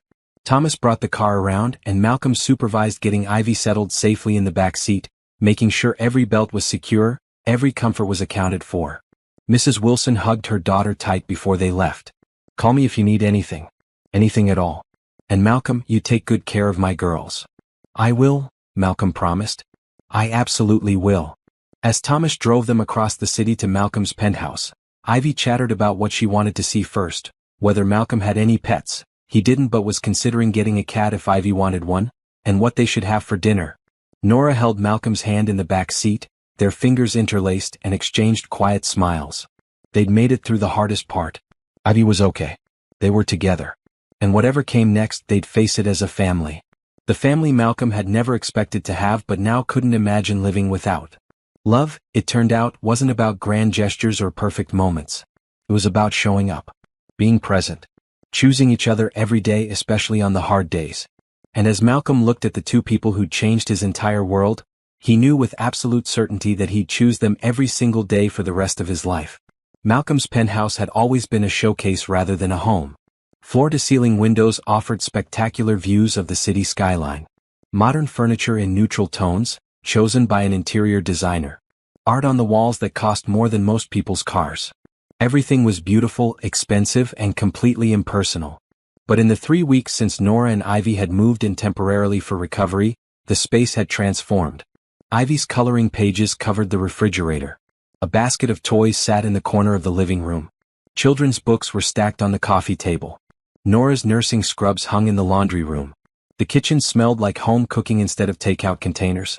The television, which Malcolm rarely used, was frequently tuned to children's educational programs about animals or space. And everywhere there was laughter. Ivy's recovery had gone smoothly. Her incision was healing well, the pain manageable with medication that they'd gradually been reducing. She tired easily and couldn't run or jump yet, but she could walk around the penthouse, explore the rooms, press her face against the windows and count the cars below. Dr. Okonkwo's 2-week follow-up had been excellent. Everything was progressing exactly as hoped. But more than Ivy's physical recovery, Malcolm watched as their little family unit solidified. Morning routines developed. Nora woke first, made coffee, started breakfast. Malcolm would join her, and they'd talk quietly while Ivy slept, sharing the newspaper, planning the day. When Ivy woke, she'd climb into Malcolm's lap for morning cuddles before breakfast. After eating, they'd do her physical therapy exercises together, gentle movements to rebuild strength, then perhaps a movie or coloring or board games. Nora had returned to work part-time, and on those days Malcolm worked from home, his laptop set up at the dining table while Ivy played nearby. Thomas had become Uncle Thomas, driving Ivy to her appointments and always keeping peppermints in his pocket for her. Diane, Malcolm's assistant, regularly video called to check on Ivy's progress and always made her laugh by making funny faces on camera. Even Malcolm's cleaning service had been charmed by Ivy, the team lead bringing her a small plant for her room, telling her it would grow as she grew stronger. It was during Ivy's 3rd week of recovery that Malcolm realized he didn't want this to be temporary. He was reading to Ivy before her afternoon nap, a story about a brave rabbit who went on adventures. Nora was at work, and the penthouse was quiet except for Malcolm's voice and Ivy's occasional questions about the story. When he finished the book, Ivy snuggled deeper into her pillows and said, "Malcolm, I like living here. Can we stay forever?" Malcolm's heart clenched. "Would you want to?" "Yes. It's nice here. And you're here. And Mommy's happier. She smiles more now. I think it's because of you. Your mom makes me happy too. Then we should all stay together. That makes sense, right?" "It makes perfect sense to me, sweetheart." That evening, after Ivy was asleep and Nora had returned from her shift at the hospital, Malcolm broached the subject carefully. They were sitting on the couch, Nora's feet in his lap, both tired but content. "Ivy asked me today if you could stay here permanently," Malcolm said. "What would you think about that?" Nora's expression became guarded, the walls going up that she'd been slowly lowering over the past weeks. "Malcolm, we've been over this. We can't keep accepting so much from you." "Why not?" "Because it's not fair. Because eventually you'll want your space back, your life back, and we'll be in the way." "You're not in the way. You're the point. This whole place only makes sense now because you're in it. Before, it was just expensive emptiness. Now it's home. This is your home. A very expensive home that we couldn't afford in 100 years. Eventually, reality will come back. I'll need to find a new apartment, something in my price range, get Ivy enrolled in school near there. We can't just play house forever." Malcolm wheeled his chair to face her directly. "What if it's not playing? What if this is real? What if I want you and Ivy here permanently, not as guests but as family?" "Malcolm, hear me out. Your lease is up next month. You've been dreading going back to that apartment, I can tell. The stairs are difficult, the neighborhood isn't as safe as you'd like, and it's far from Ivy's school. What if instead of renewing you stayed here? Both of you. I have the space. I want you here. And more importantly, I want to be part of your lives in a real, permanent way." Nora shook her head. "It's too much. You're asking us to depend on you completely, and that's terrifying. What if something changes? What if you change your mind?" "I won't." "You can't promise that." "Watch me. Nora Wilson, I am promising you right now that I will not change my mind. I love you. I love Ivy. This isn't some temporary thing for me. This is the life I want. The only life I want." Tears welled in Nora's eyes. "You say that now, but nothing. I'm not Ivy's father. I'm not the man who walked away when things got difficult. I'm the man who sat through a terrifying surgery, who learned to braid hair even though I have no coordination for it, who canceled board meetings to take a 5-year-old to the planetarium. I'm the man who wants to wake up every morning and see you both. Who wants to be there for every doctor's appointment, every school play, every milestone. I'm not going anywhere, Nora. The only question is whether you'll let me stay." Nora wiped at her eyes, her defenses crumbling. "I'm scared. I'm so scared of believing this is real and then losing it." "I'm scared too," Malcolm admitted. "I'm scared I'm not enough. That I can't be the father figure Ivy deserves, the partner you need. That my limitations will become frustrating or burdensome. But I'd rather be scared and trying than safe and alone. Wouldn't you?" "You're always enough," Nora said fiercely. "You're more than enough. You've been more of a father to Ivy in 2 months than her biological father ever was. And as for limitations, the only limitations I see are the ones you place on yourself. You're one of the strongest people I know. Then stay. Both of you. Make this your home. Let me take care of you not because you can't take care of yourselves, but because I want to. Because love means sharing burdens, sharing joys, building a life together. Stay, Nora. Please. Nora looked around the penthouse, at the evidence of their lives blending together, at the home they'd accidentally created. Ivy loves it here, she said slowly. She told me yesterday that she feels safe here. That she doesn't worry as much because you're always there. And I. She paused, meeting Malcolm's eyes. I haven't felt this settled in years. Like I can finally breathe because I'm not carrying everything alone anymore. So is that a yes? It's a yes, Nora said, smiling through her tears. We'll stay. God help us both, we'll stay. Malcolm pulled her close, kissing her deeply, feeling like everything in his life had suddenly aligned. This was right. This was what he'd been moving toward since the moment a little girl had asked why he looked sad. That night, after they'd celebrated with ice cream and told Ivy the news, who'd shrieked with joy and insisted on a group hug that lasted 5 full minutes, Malcolm lay in bed thinking about the future. They'd need to make this official somehow. He wanted to give Nora an actual space in his company, wanted to set up trust funds for Ivy's education, wanted to ensure they were protected no matter what happened. Tomorrow he'd call his lawyer and start making arrangements. But more than the practical matters, Malcolm wanted to be the kind of partner and father figure these two deserved. He'd have to learn, grow, figure out how to navigate the complicated waters of parenting and partnership. It wouldn't always be easy. There would be disagreements and tough days and moments when he questioned whether he was doing the right thing. But that was okay. That was life. Messy, complicated, beautiful life. The next morning, Malcolm woke to find Ivy sitting cross-legged at the foot of his bed, watching him with her characteristic directness. Good morning, he said, pushing himself up. You're awake early. I couldn't sleep. I kept thinking about us all living here forever, and it made me too happy to sleep. Malcolm's heart melted. Come here. Ivy crawled up beside him, tucking herself under his arm. Malcolm, can I ask you something? Always. Are you going to marry my mommy? Malcolm blinked, not expecting quite that level of directness this early in the morning. Would you like that? Yes. Because if you marry her, then you'd be my daddy for real. And I'd like that very much. I mean, you're already kind of my daddy. You do all the daddy things. But it would be official. What are the daddy things I do? Ivy counted on her fingers. You read me stories. You make sure I'm safe.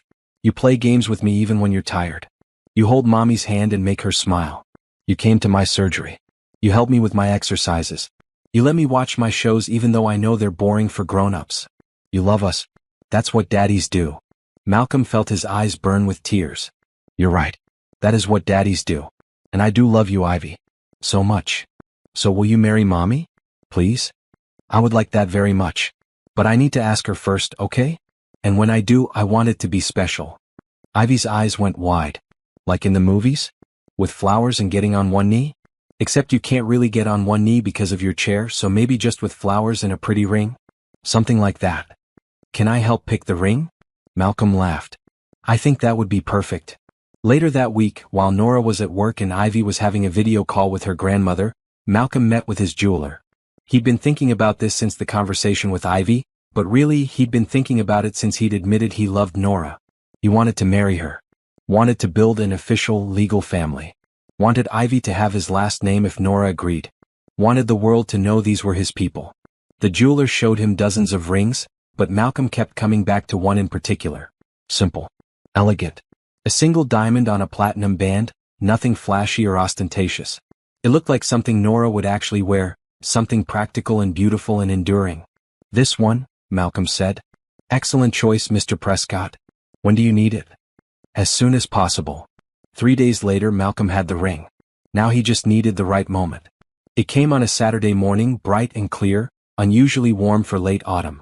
Ivy was well enough now for short walks, and Malcolm suggested they go to the park near the cafe where he and Nora had first met. They packed a picnic, bundled Ivy in her purple sweater, and took Thomas to drive them. The park was beautiful, trees showing their final autumn colors before winter stripped them bare. They found a spot near a small pond where ducks paddled lazily. Malcolm spread out a blanket while Nora set up their lunch. Ivy threw breadcrumbs to the ducks, narrating their behavior with her characteristic intensity. That one's definitely in charge, she announced. See how he takes the biggest pieces? He's the duck boss. Malcolm and Nora sat close together on the blanket watching Ivy, both thinking the same thing. This is what happiness looks like. After lunch, Ivy asked if she could walk around the pond with Thomas, who'd been sitting patiently nearby. Just to the other side and back, she promised. I won't run. Nora agreed, and suddenly Malcolm was alone with her, the moment he'd been waiting for presenting itself naturally. Nora, he started, then stopped, nervous in a way he hadn't been nervous since before his accident. I want to ask you something. She turned to him, and something in his expression must have tipped her off because her eyes went wide. Malcolm. The last 2 months have been the best of my life. Not despite everything that's happened, but because of it. Because of you. Because you saw me when I felt invisible. Because you let me into your life even though it would have been easier to walk away. Because you taught me what love actually means. It's not about grand romantic gestures or sweeping someone off their feet. It's about showing up. Being present. Choosing someone every single day. And I choose you, Nora. Every day for the rest of my life, I choose you. Malcolm pulled out the ring box, opening it to show her the simple, perfect ring inside. I know this is fast. I know we've only known each other a short time. But I also know that I've never been more certain of anything. I love you. I love Ivy. I want to marry you, adopt Ivy if you'll let me, build a real family together. Not because you need me, but because I need you. Because life with you is better than any life I could imagine without you. So, Nora Wilson, will you marry me? Tears streamed down Nora's face, but she was smiling, laughing through the tears. You're crazy, she said. Absolutely crazy. Is that a yes? Yes. Yes, of course it's yes. I love you, Malcolm. I want to marry you. I want Ivy to have you as her father, legally and officially. I want all of it. Every single bit of it. Malcolm slipped the ring onto her finger and it fit perfectly. Nora threw her arms around him, kissing him like the world was ending and beginning all at once. When they pulled apart, both laughing and crying, they saw Ivy running back toward them, Thomas following at a more sedate pace. Did you ask her? Ivy yelled. Did she say yes? She said yes, Malcolm confirmed. Ivy launched herself at both of them, and they all ended up in a tangle on the blanket, hugging and laughing. Thomas, ever professional, took a photo with Nora's phone, capturing the moment forever. 3 people who'd found each other against all odds, choosing to build a life together, proving that love and kindness and hope could lead to the most unexpected, beautiful places. Later, as they drove home, Ivy sandwiched between Malcolm and Nora in the back seat, she looked up at Malcolm and said, Now you're going to be my daddy for real. I already am, Malcolm said. But now everyone will know it. And truly he was. Not because of genetics or legal documents, though those would come. But because he'd chosen her. Chosen to love a little girl with a healing heart, a woman who taught him to see differently, and a life that was messy and complicated and absolutely perfect. At a red light, Malcolm caught Thomas's eye in the rearview mirror. His driver, who'd been with him through the accident and recovery in lonely years, was smiling. Congratulations, Mr. Prescott, Thomas said. You found your family. I did, Malcolm agreed. I really did. Malcolm had been so focused on his personal life that he'd missed the warning signs in his professional one. It started with a late-night phone call from Diane, his assistant, her voice tight with concern. Malcolm, we have a problem. Bradford Technologies filed paperwork for a hostile takeover bid. They're going after controlling shares, using your recent absences and focus on personal matters as evidence that you're not fit to lead the company anymore. Malcolm sat up in bed, careful not to wake Nora sleeping beside him. Bradford? Robert Bradford specifically? Yes. He's convinced several board members that the company needs new leadership. Someone who's, quote, fully committed to the company's future. They're painting you as distracted, using your wheelchair and your new family as proof that you can't handle the demands of the position. Rage, pure and hot, flooded through Malcolm. Robert Bradford was a competitor he'd clashed with before, a ruthless businessman who saw any perceived weakness as an opening. And apparently Malcolm's happiness, his new family, his relationship with Nora and Ivy, those were all weaknesses to be exploited. Schedule an emergency board meeting, Malcolm said, his voice cold. Tomorrow morning, 9 a.m. I don't care what anyone has planned. This ends now. The next morning, Malcolm woke earlier than usual, his mind already spinning through strategies and counterarguments. Nora noticed immediately. You're tense, she said, tracing patterns on his shoulder. What's wrong? He told her everything. The takeover attempt. The board members questioning his leadership. The way Bradford was using his disability and his relationship with them as ammunition. Nora's expression hardened in a way Malcolm had rarely seen. They're using us against you? Using Ivy and me as reasons you can't do your job? They're using everything they can. It's business. It's ugly, but it's how these things work. It's not just business when they're attacking you personally. When they're implying that caring about your family makes you weak. Nora sat up, fully awake now. What are you going to do? Fight. I built this company from nothing. I'm not letting Bradford or anyone else take it just because I finally found something more important than profit margins. More important than the company? Nora's voice was soft. You and Ivy are more important than anything. But that doesn't mean I can't have both. I can run a successful company and be a good partner and father. They're not mutually exclusive. Then prove it to them. Show them exactly who you are and what you're capable of. Malcolm dressed with extra care that morning, putting on his most expensive suit, the one that he'd worn to close his biggest deal. Armor for the battle ahead. Thomas drove him to his office building, a gleaming tower downtown that bore his company's name. Diane met him at the entrance with a briefcase full of documents and a determined expression. I've prepared everything you'll need, she said as they rode the elevator to the top floor. Financial reports, growth projections, every single success the company's had under your leadership. I also compiled a list of every board member's concerns and prepared counterarguments. You're going to walk in there and remind them exactly why you're the CEO. The boardroom was already full when Malcolm arrived. 12 board members sat around the massive conference table, Robert Bradford at the far end, looking smug and confident. He was everything Malcolm despised in business. Ruthless without ethics, successful without compassion, wealthy without generosity. Malcolm, Bradford said, his tone dripping false concern. Thank you for joining us. I know you've been preoccupied lately. Malcolm wheeled himself to the head of the table, the position of power he'd occupied for 5 years. Let's cut through the pleasantries, Robert. You're attempting a hostile takeover of my company, using my personal life as justification. So let's address that directly. What exactly is your concern? That I've been spending time with my family? That I've found purpose beyond this boardroom? Or is it simply that you see an opportunity to steal what I've built and you're taking it? Several board members shifted uncomfortably. Good. They should be uncomfortable. Bradford leaned back in his chair. Your recent decisions suggest divided priorities. You've missed meetings, delegated crucial negotiations, taken days off for personal matters. The company requires leadership that's fully committed. I've missed 3 meetings in 2 months, Malcolm said calmly. All 3 were rescheduled with full notice, and Diane attended in my place with my complete authorization. I delegated 1 negotiation, which closed successfully under terms better than I would have achieved myself. And I took 4 days off for the first time in 5 years, 3 of which were spent in a hospital during my daughter's heart surgery. Now, someone explain to me how any of that suggests I'm incapable of running this company. Your daughter? One of the board members, Helen Carter, asked. I thought you weren't married? I'm engaged. And in the process of adopting my fiancé's daughter. But that's not relevant to my performance as CEO. It's completely relevant, Bradford interjected. You're taking on significant personal responsibilities at a time when the company needs your full attention. We're in the middle of several major expansions, negotiating critical contracts. This isn't the time for distraction. Malcolm pulled out his tablet, projecting the screen onto the boardroom display. Let's talk about results, shall we? In the 2 months since I met my fiancée and her daughter, our stock price has increased 7%. We closed the Morrison deal, which Robert himself said was impossible. We secured 3 new major contracts. Our employee satisfaction ratings are at an all-time high. Our quarterly profits exceeded projections by 12%.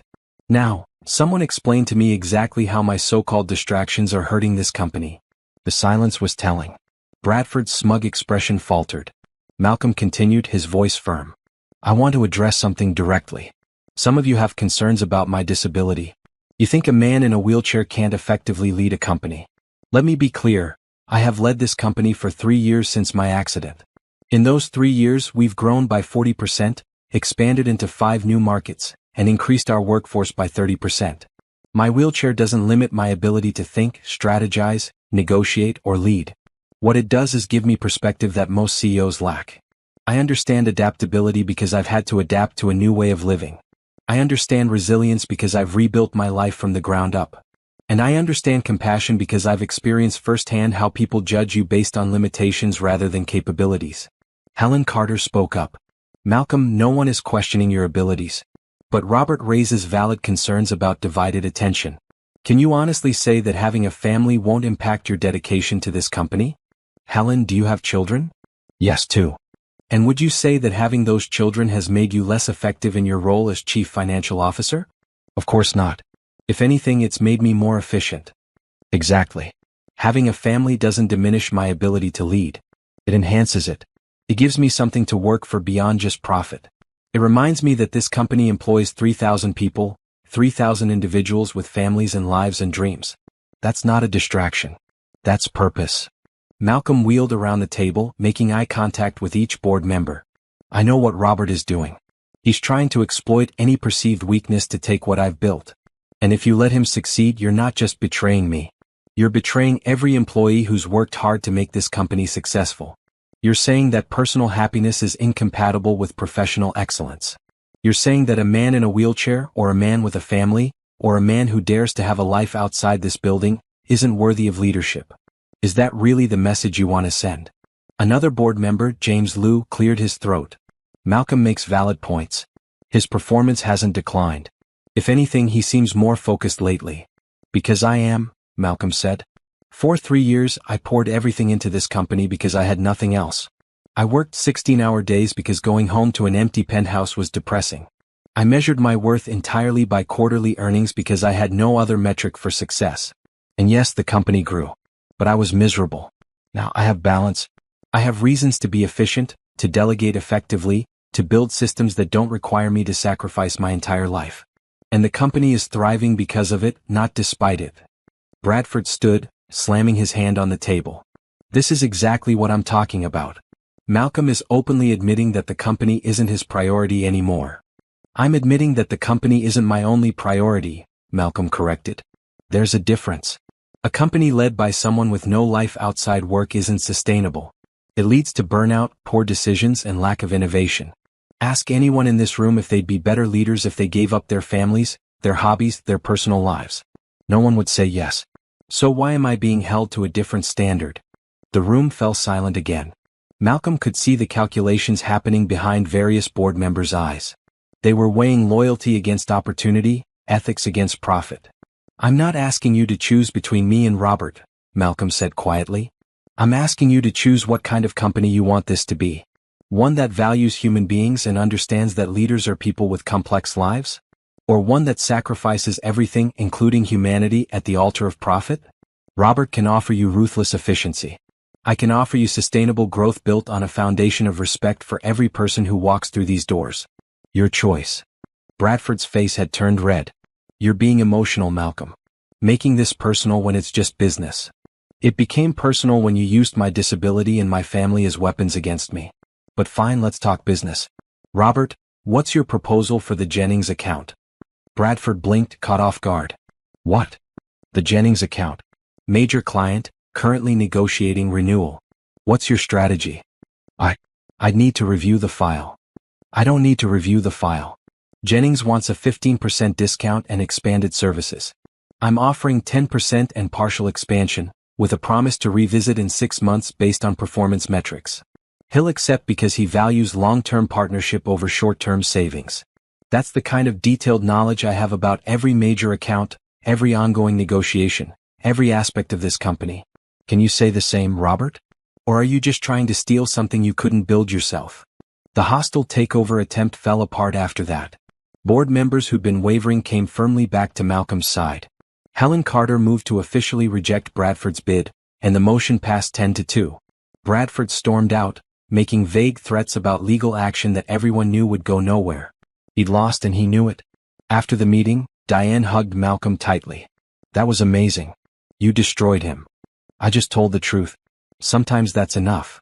Malcolm spent the rest of the day in meetings, reassuring clients, smoothing over relationships, ensuring that the attempted takeover hadn't damaged the company's reputation.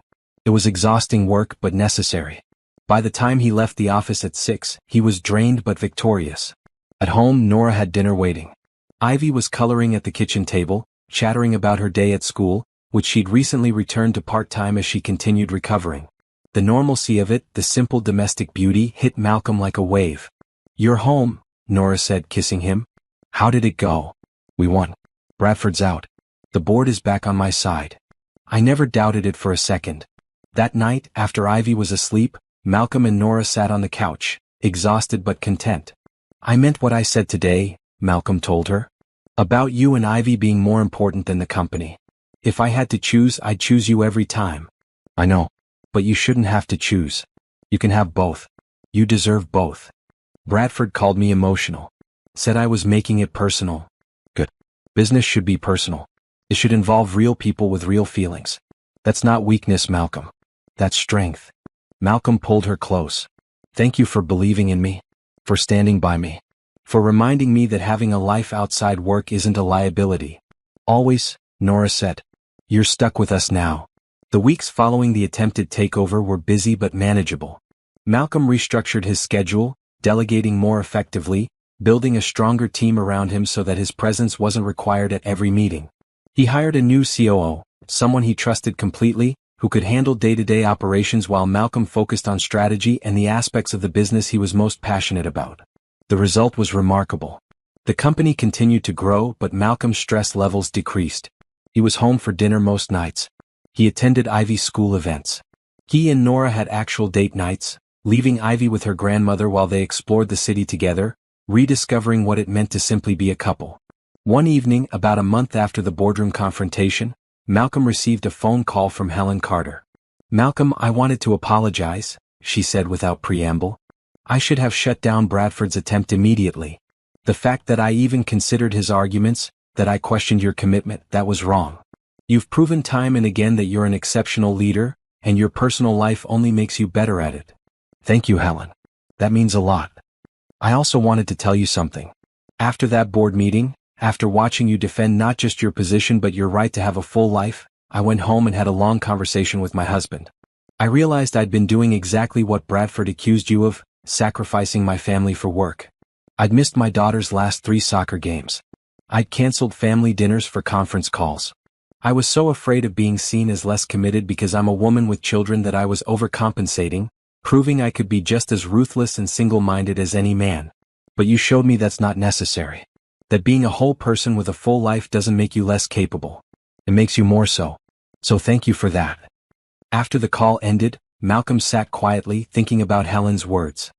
He'd been fighting for himself, for his right to have Nora and Ivy in his life without apology. But apparently he'd been fighting for something larger. For the idea that leaders could be human. That success didn't require sacrifice of everything that made life worth living. He shared the conversation with Nora later that night. You're changing minds, she said. Not just about you but about what leadership looks like. That's important work. I just wanted to keep my company and my family. And in the process you're showing other people they can have both too. That's a gift, Malcolm. As autumn turned to winter, their lives settled into a comfortable rhythm. Ivy's health continued to improve. Her energy returned, her color came back, and Dr. Okonkwo declared her recovery a complete success. The scar on her chest would fade over time, but Ivy wore it proudly, telling anyone who asked that it was her warrior mark. Malcolm officially adopted Ivy in early December, a small courthouse ceremony that was somehow more meaningful than any business deal he'd ever closed. When the judge declared that Ivy Wilson was now Ivy Prescott, legally and forever, Malcolm wept openly. Ivy, wearing a bright red dress for the occasion, hugged him so tight he could barely breathe. Now you're really my daddy, she said. Now it's official, Malcolm agreed. But I've been your daddy since the day we met. Nora watched them both with tears streaming down her face, her mother beside her doing the same. Thomas, who'd attended as a witness, wasn't even trying to hide his emotion. Diane had sent flowers to the courthouse, an elaborate arrangement with a card that read, "Congratulations on making it official. We always knew she was yours." That night, they celebrated with pizza and ice cream, Ivy's requested menu. She wanted to watch a movie about a girl who went to space, so they all piled on the couch together, Ivy between Malcolm and Nora, and watched as the fictional girl achieved her dreams through determination and courage. That's going to be me someday, Ivy announced. I'm going to go to space. And my heart is going to work perfectly because Dr. Okonkwo fixed it, and my daddy made sure I had the best doctor. You can do anything you want, Malcolm told her. The world is yours, Ivy Prescott. Later, after Ivy was asleep, Malcolm and Nora discussed wedding plans. They decided on a small ceremony in the spring, nothing elaborate. Just close friends and family, a celebration of the love they'd found in the most unexpected place. I want to get married at that cafe, Nora said. Where we first met. Is that too strange? It's perfect, Malcolm said. That's where everything started. Where a little girl saw a sad man and decided he needed company. Where you taught me what kindness looks like. That's absolutely where we should get married. They contacted the cafe owner, who was delighted by the request and offered to close the cafe for an afternoon so they could have a private ceremony. Malcolm arranged everything else. Flowers, food, a photographer. He wanted Nora to just show up and enjoy the day, not worry about logistics or costs or any of the 1,000 details that went into planning a wedding. As Christmas approached, Malcolm realized how much his life had changed in less than 6 months. Last Christmas he'd been alone, working through the holidays because he had nothing better to do. This year, the penthouse was decorated with a tree that Ivy had insisted on decorating herself, resulting in a lopsided but charming arrangement of ornaments. Stockings hung from the mantel, 3 of them each embroidered with their names. The scent of Nora's baking filled the apartment. Ivy's artwork covered the refrigerator and walls. Evidence of life, of love, everywhere he looked. On Christmas morning, Ivy woke them both at 6, bouncing on their bed with excitement that couldn't be contained. Malcolm had never been happier to be woken early. They stumbled to the living room, Ivy running ahead, and spent the morning opening presents. Malcolm had gone overboard, he knew, buying Ivy everything she'd casually mentioned wanting over the past months. Toys, books, art supplies, clothes, a telescope for their trips to the planetarium. But Ivy's favorite gift was the simplest. A framed photo of the 3 of them from the day Malcolm had proposed, all tangled together on that park blanket, laughing and crying at once. Thomas had captured it perfectly, the joy and love evident in every face. "This is us," Ivy said, hugging the frame. "Our family." "That's us," Malcolm agreed. "Forever." Nora gave Malcolm a gift that made him cry. A leather-bound journal with the words, "Our Story," embossed on the cover. Inside, she'd written the story of how they met, every detail preserved, every moment documented. Their first conversation. The zoo trip. The surgery. The proposal. All of it written in Nora's neat handwriting, a record of how their lives had intertwined. "So we never forget," Nora said. "So Ivy can read it someday and know how much we loved each other from the very beginning." Malcolm kissed her, tasting the salt of his own tears. "I could never forget. But this is perfect. Thank you." They spent Christmas Day in pajamas, eating too much food, watching movies, playing games. Ivy taught Malcolm how to play her favorite board game, a complicated affair involving dragons and princesses that made absolutely no sense but was apparently very important. Nora's mother came over for dinner, bringing her famous sweet potato pie and stories about Nora as a child that made Ivy laugh until she hiccuped. As the day wound down and Ivy finally crashed from excitement and sugar, falling asleep on the couch with her head in Malcolm's lap, he looked around at his family and felt a contentment so profound it was almost painful. "I love you," he told Nora, who was sitting beside him, her hand in his.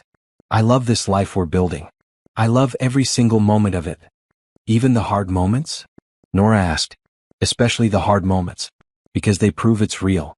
That we're choosing each other even when it's difficult." "Then we're going to be okay," Nora said. "No matter what comes, we're going to be okay." Malcolm believed her. He'd survived a car crash that should have killed him. He'd rebuilt his life when everyone said he couldn't.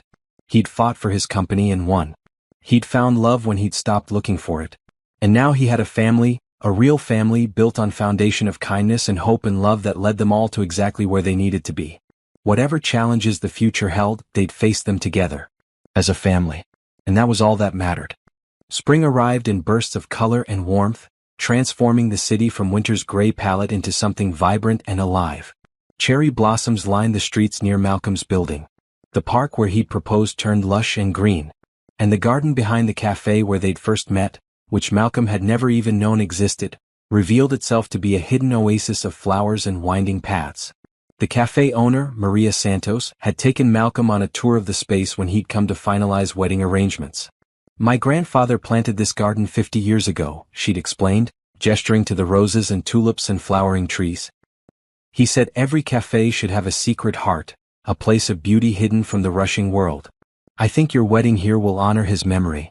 Malcolm had immediately known this was perfect. Not the cafe's public space, but this secret garden where beauty bloomed away from casual observers. It felt like a metaphor for what he and Nora had built together. The wedding was planned for the last Saturday in April, and as the date approached, Malcolm found himself surprisingly nervous.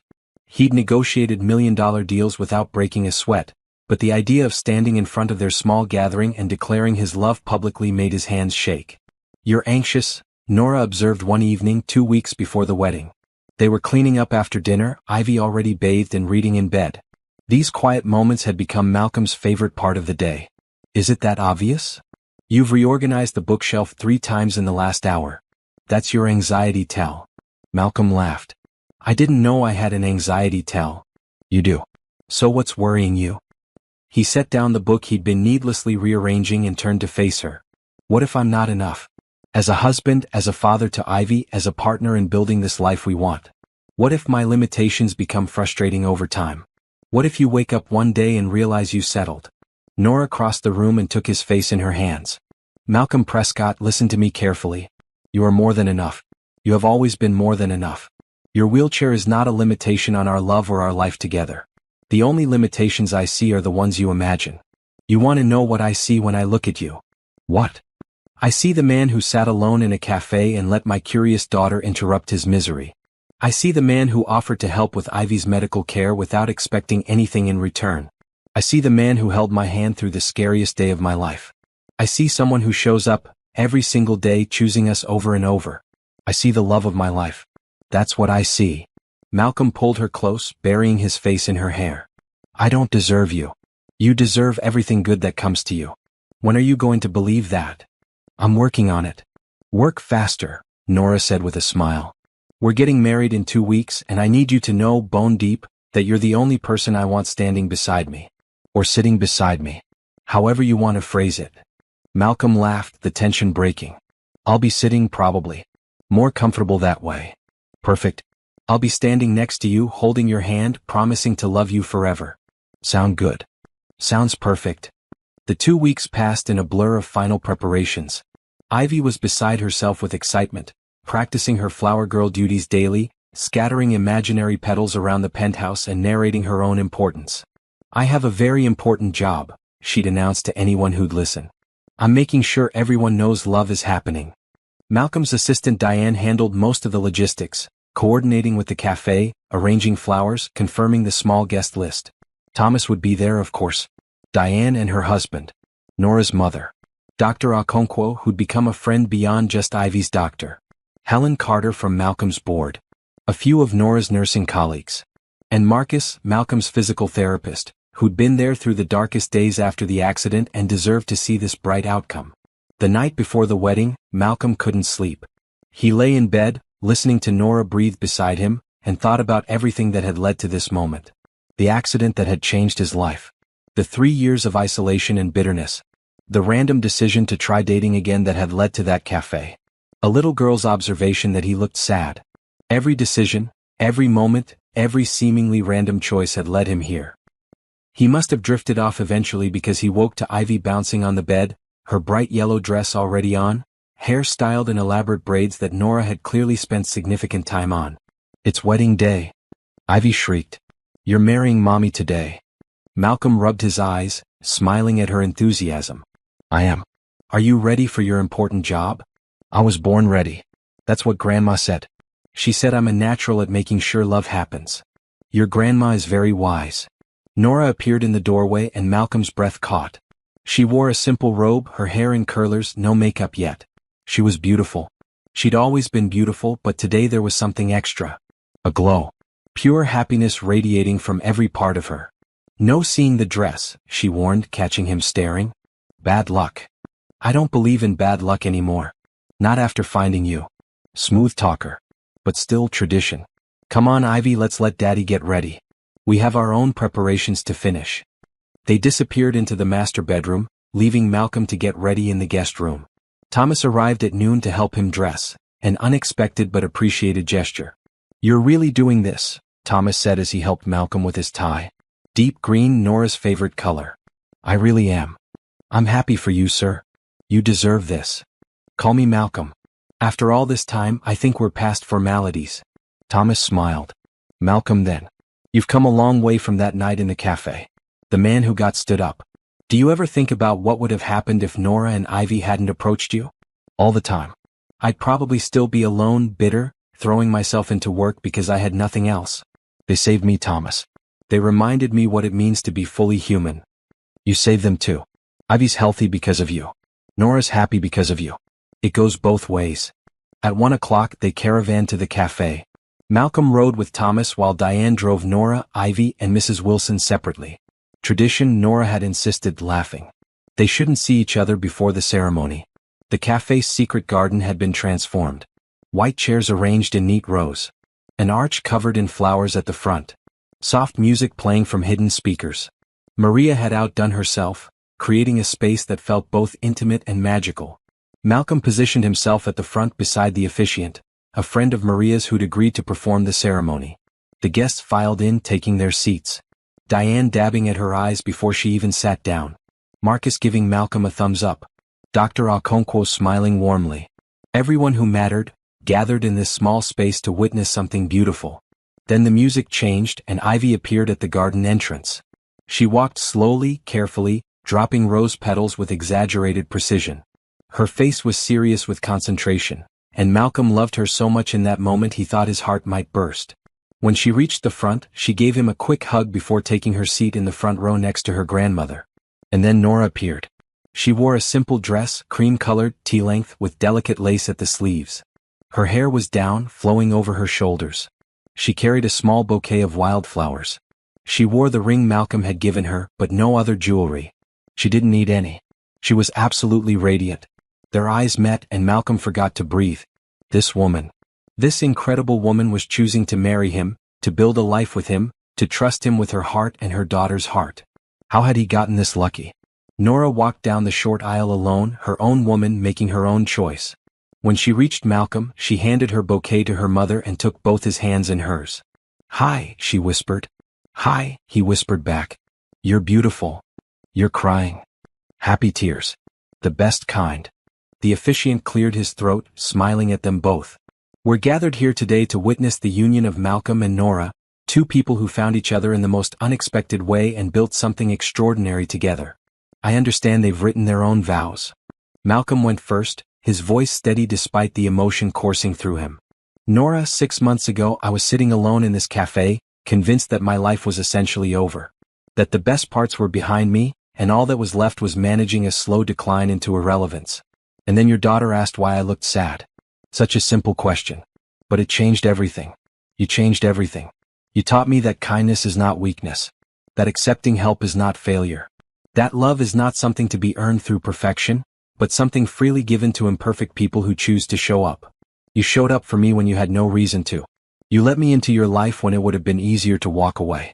And you loved me not despite my limitations, but as a whole person worthy of love exactly as I am. I promise to spend the rest of my life showing up for you, choosing you every single day, being the partner and father our family deserves. I love you, Nora Wilson. I love every part of you. And I cannot wait to spend forever proving it." Nora was crying openly now, not bothering to wipe away the tears. She took a shaky breath and began her own vows. "Malcolm, I came to this café 6 months ago to celebrate my daughter's successful doctor's appointment with hot chocolate and a moment of peace. I never expected to meet someone who would transform our entire lives. I'd been alone for so long, convinced that I had to be strong enough to handle everything myself.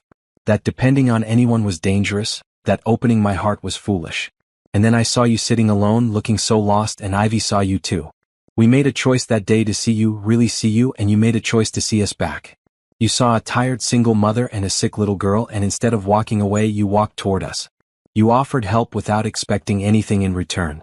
You loved Ivy like she was yours before any paperwork made it official. You showed me that partnership means sharing burdens, not carrying everything alone. You proved that love is not about perfection but about commitment. About choosing each other on the hard days and the easy days and every day in between. I love you, Malcolm Prescott. I love your strength and your kindness and your stubborn refusal to accept limitations. I love how you love my daughter.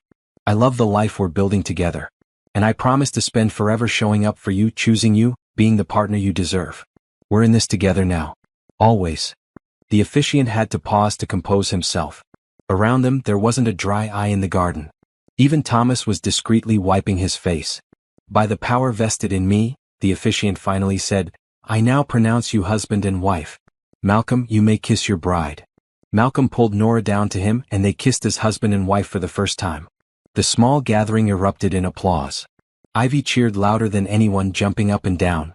And in that moment, surrounded by people who loved them, Malcolm felt complete in a way he'd never imagined possible. The reception was held inside the café, Maria having prepared a feast that covered every table. Cake and champagne and laughter and toasts that made everyone cry all over again. Diane shared embarrassing stories about Malcolm's early days as CEO.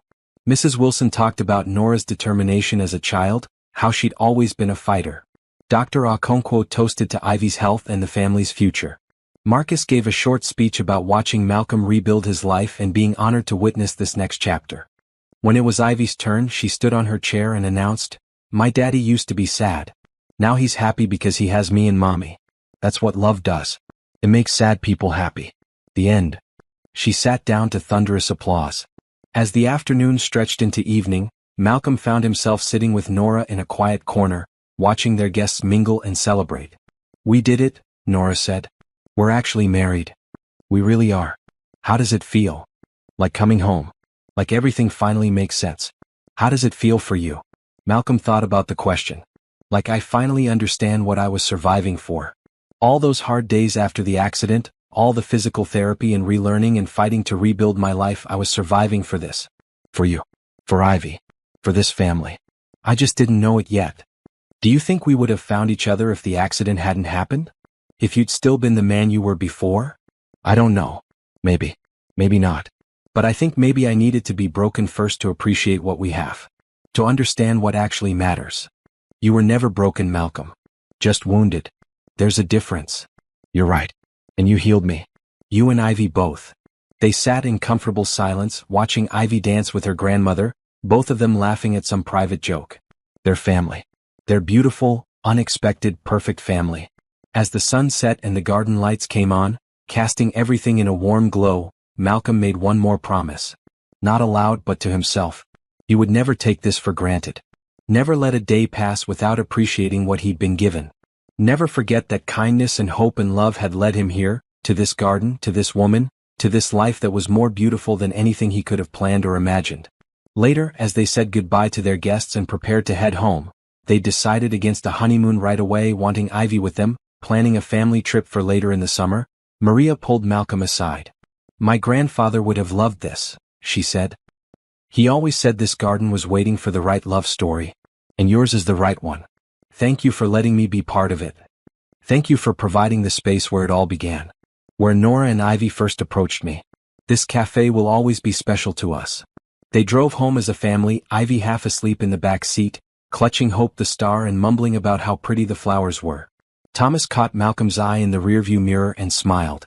In the seat beside him, Nora rested her head on his shoulder, her hand in his, her ring catching the streetlights as they passed. Malcolm thought about that man 6 months ago, sitting alone in a cafe, believing his life was essentially over. He wanted to tell that man to hold on. To believe that good things could still happen. To trust that even in darkness, there was light waiting if he just remained open to it. But he didn't need to tell that man anything. Because that man had found his way here, to this moment, to this life. And it had all started with a simple act of kindness. A little girl who saw someone sad and decided to help. A mother who taught her daughter to see people. And a man who was brave enough to accept what they offered. Kindness. Hope. Love. The three things that had led them all home. The Monday after the wedding brought an unexpected visitor.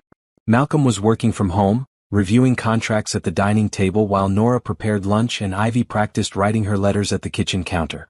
The intercom buzzed and Thomas's voice came through. "Mr. Prescott, there's a Mrs. Catherine Prescott here to see you. She says she's your mother." Malcolm froze. His mother had been dead for 5 years. Which meant this could only be one person. "You mean she's my stepmother? Send her up." Nora caught the tension in his voice immediately. "Malcolm? Who is it?" "Catherine. My father's wife. I haven't seen her since before the accident. Do you want me to take Ivy to her room?" "No. Stay. She needs to see what my life looks like now. All of it." The elevator opened directly into the penthouse, and Catherine Prescott stepped out. She was exactly as Malcolm remembered. Impeccably dressed in designer clothes, jewelry that cost more than most cars, hair and makeup perfect. She was in her late 50s, elegant in the way of people who'd never struggled for anything. She'd married Malcolm's father for his money, everyone knew it, and she'd been good at her job, playing the society wife with practiced ease. Her eyes swept the penthouse, taking in the toys scattered in the corner, Ivy's artwork on the refrigerator, the general comfortable disorder of a home where real people lived. Her expression suggested she'd smelled something unpleasant. "Malcolm," she said, her tone cool. "You're looking well." "Catherine. This is unexpected.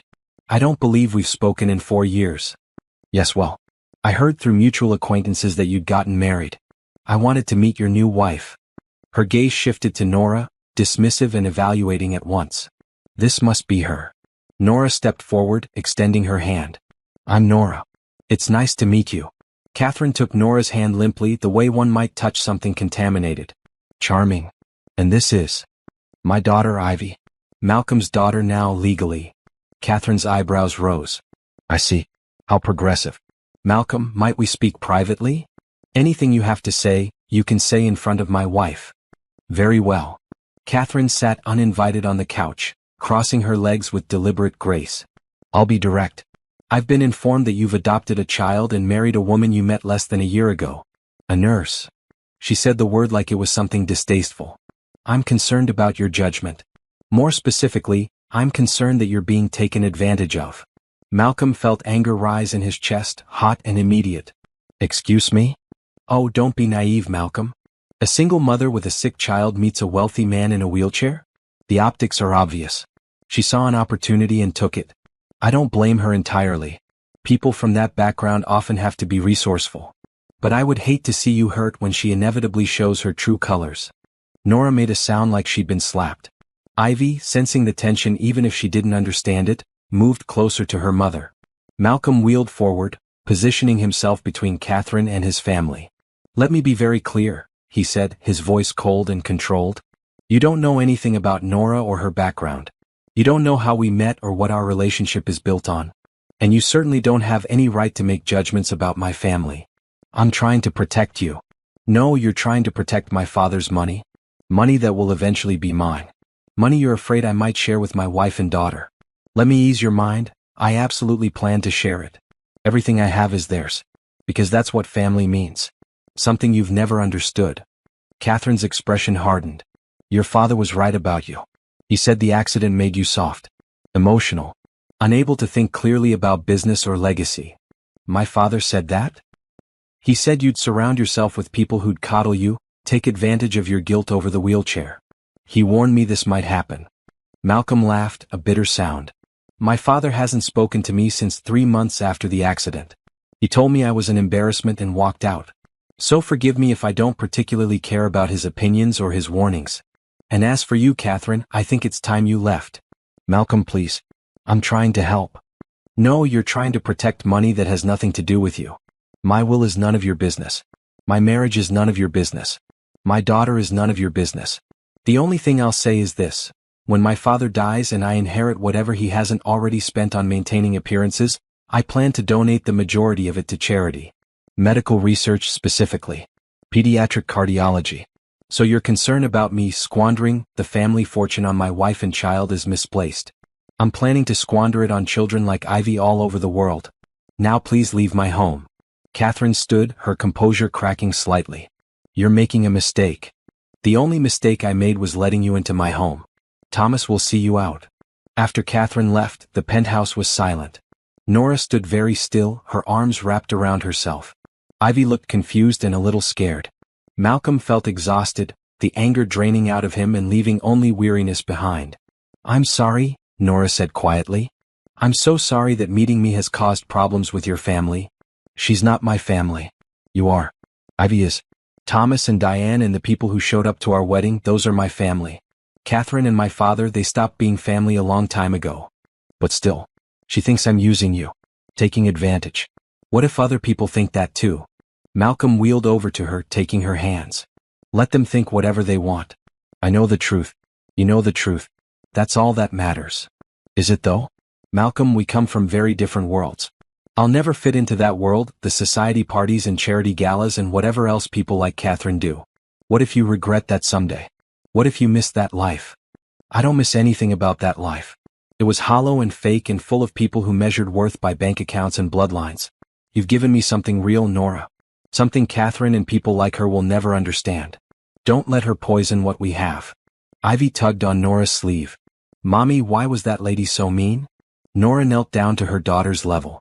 Sometimes people are afraid of things they don't understand, baby. That lady doesn't understand our family, so she said mean things. But that's her problem, not ours. We're a good family, Ivy said firmly. Daddy loves us and we love him. That's all that matters. You're exactly right, Malcolm said. That's all that matters. But over the next few days, Catherine's words lingered like poison. Nora became quieter, more withdrawn. She started questioning small things. Whether Malcolm really wanted her opinion on financial decisions. Whether she should go back to work full-time. Whether Ivy should attend public school instead of the private academy Malcolm had enrolled her in.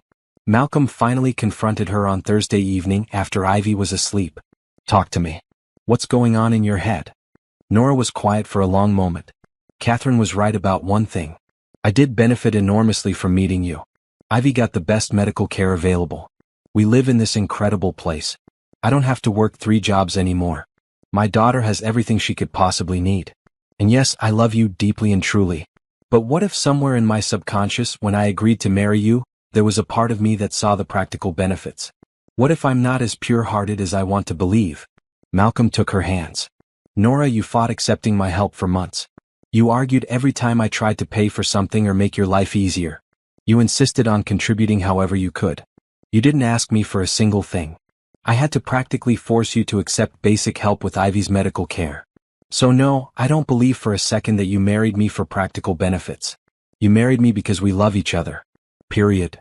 But your family thinks. My family consists of you and Ivy. That's it. My father and Catherine lost the right to opinions about my life when they abandoned me. Their thoughts don't matter. They matter to you though. I can see it. Catherine's visit hurt you. Malcolm couldn't deny that. It did hurt. Not because I value her opinion, but because it reminded me of what my father said after the accident. That I was damaged goods. That I'd never have a real life again. That no one would want me as I am now. For a long time I believed him. And then I met you and you proved him wrong in every possible way. You wanted me. Chair and all. You saw me as a complete person. Catherine showing up and implying you're using me, it triggered all those old wounds. Made me wonder just for a second if my father was right all along. Your father was wrong. Completely, utterly wrong. You're not damaged, Malcolm. You're one of the strongest, most capable, most loving people I've ever known. The wheelchair doesn't define you or limit what you can do or who you can be. It's just part of your story, but it's not the whole story. I know that here, Malcolm said, pointing to his head. But here, he touched his chest, sometimes I still struggle to believe it. They held each other for a long time, both working through the insecurities that Catherine's visit had surfaced. Finally, Nora pulled back. I want to meet your father, she said. Malcolm blinked. What? Why? Because he's your father. Because you deserve to have that relationship even if it's complicated. And because I want him to see what we have. I want him to see that his son is happy and loved and building a beautiful life. Not for his approval but for your healing. You need closure with him, Malcolm. And I want to help you get it. Malcolm wanted to refuse. The idea of seeing his father, of subjecting Nora and Ivy to his judgment, was painful. But maybe Nora was right. Maybe he did need closure. Maybe he needed to look his father in the eye and show him exactly how wrong he'd been. Okay, he said finally. I'll reach out. The meeting was arranged for the following Saturday at a restaurant, Neutral Territory. Malcolm's father, Richard Prescott, arrived exactly on time, a tall man in his 70s who still carried himself like he owned every room he entered. Catherine was with him, looking smug, clearly expecting this meeting to expose Nora as the gold digger she believed her to be. Malcolm had asked Thomas to bring them in the accessible van, and as they entered the restaurant, he saw his father's expression flicker with something that might have been shame before settling back into cool neutrality. Malcolm, Richard said. Thank you for agreeing to meet. Thank you for coming. This is my wife, Nora, and my daughter, Ivy. Richard's gaze swept over them both, evaluating. Ivy, wearing a bright blue dress, looked back at him with curiosity but no fear. Nora stood tall, her hand on Ivy's shoulder, her expression calm. Pleased to meet you, Richard said, though his tone suggested he was anything but. Catherine's told me quite a bit about you. I'm sure she has, Nora replied evenly. Though I imagine her perspective is somewhat skewed. They sat down, the tension at the table thick enough to cut. Ivy, bless her, broke it by asking, Are you my daddy's daddy? Richard looked startled. I suppose I am, yes. Then why don't you see him? My daddy is wonderful. If you were my daddy, I'd want to see you all the time. Out of the mouths of children. Richard had the grace to look uncomfortable. Malcolm decided to take control of the conversation. Dad, I asked for this meeting because I wanted you to meet my family properly. I wanted you to see what my life looks like now. And I wanted to tell you to your face that you were wrong. Wrong about what? About everything. You said the accident made me weak. That I couldn't run my company from a wheelchair. That no one would respect me or want me. You were wrong on every count. My company is more successful now than it was before. I've built a family that loves me unconditionally. I'm happier than I've ever been. And none of that happened because I ignored my limitations or pretended the accident didn't change me. It happened because I accepted what happened and built a new life, a better life from the pieces. Richard was quiet for a long moment. I see. Is that all you have to say? What would you like me to say, Malcolm? That I was wrong to suggest you step down from your company? That I should have been more supportive? Perhaps I should have. But I was trying to protect you from failure, from public humiliation. You were trying to protect yourself from being associated with a disabled son. Let's at least be honest. Richard's jaw tightened. That's not fair. It's completely fair. You couldn't handle seeing me in this chair. It made you uncomfortable, made you face your own mortality, your own vulnerability. So you walked away. You convinced yourself it was for my own good, but really it was about your comfort. Malcolm. Catherine tried to interject, but Nora cut her off. Let him speak. He deserves to say this. Malcolm continued, I spent 3 years believing what you told me. That I was less than I had been. That my life was essentially over. That I should just accept diminished expectations and fade into the background. And then I met Nora and Ivy and they showed me how wrong you were. They saw me as a complete person. They expected nothing less than everything I was capable of giving. They loved me without conditions or reservations. They gave me back the parts of myself I'd lost, not because of the accident, but because of your rejection. Richard looked at Nora, really looked at her for the first time. You love him. Completely, Nora said without hesitation. Even though nothing. I love Malcolm. All of him. His strength, his kindness, his intelligence, his humor. The wheelchair is just part of his story, not the defining feature. I'm honestly shocked that you can't see what an incredible person your son is. Richard sat back, something in his expression shifting. He looked at Ivy, who was coloring on the kids' menu the restaurant had provided, completely unconcerned with the adult drama playing out around her. She calls him Daddy? He is her daddy, Nora said. Legally, emotionally, in every way that matters. He's shown her what a father should be. Patient, present, loving. She's lucky to have him. And you're not using him? For his money? Nora's expression hardened. I fought accepting Malcolm's help for months. I agreed to marry him in spite of his wealth, not because of it. I would love him if he was working minimum wage and living in a studio apartment. The money is irrelevant to our relationship. What matters is that he's a good man who treats me and my daughter with respect and love. That's worth more than any bank account. The meal arrived, providing a break in the tension. They ate in awkward silence, Ivy the only one chattering, telling Richard about school and her heart surgery and her plans to become an astronaut. Richard listened, and something in his face gradually softened. After the meal, Richard asked Malcolm if they could speak privately. They moved to a quieter corner of the restaurant while Nora and Catherine stayed at the table in equally awkward silence, Ivy between them like a buffer. I owe you an apology, Richard said. You were right. I couldn't handle seeing you in that chair. It scared me, made me face things I didn't want to face. And yes, I was embarrassed. I'm not proud of that, but it's the truth. I built my identity on being strong, independent, never showing weakness. Seeing you after the accident, seeing you struggle, it forced me to acknowledge that strength and weakness are more complicated than I wanted to believe. I know that wasn't easy to say. It's not easy to admit I've been a terrible father. That I abandoned you when you needed me most. I convinced myself I was protecting you, but really I was protecting myself. And I've missed 3 years of your life because of my cowardice. Yes, you have. Can you forgive me? Malcolm thought about it. Could he? Should he? I don't know, Dad. You really hurt me.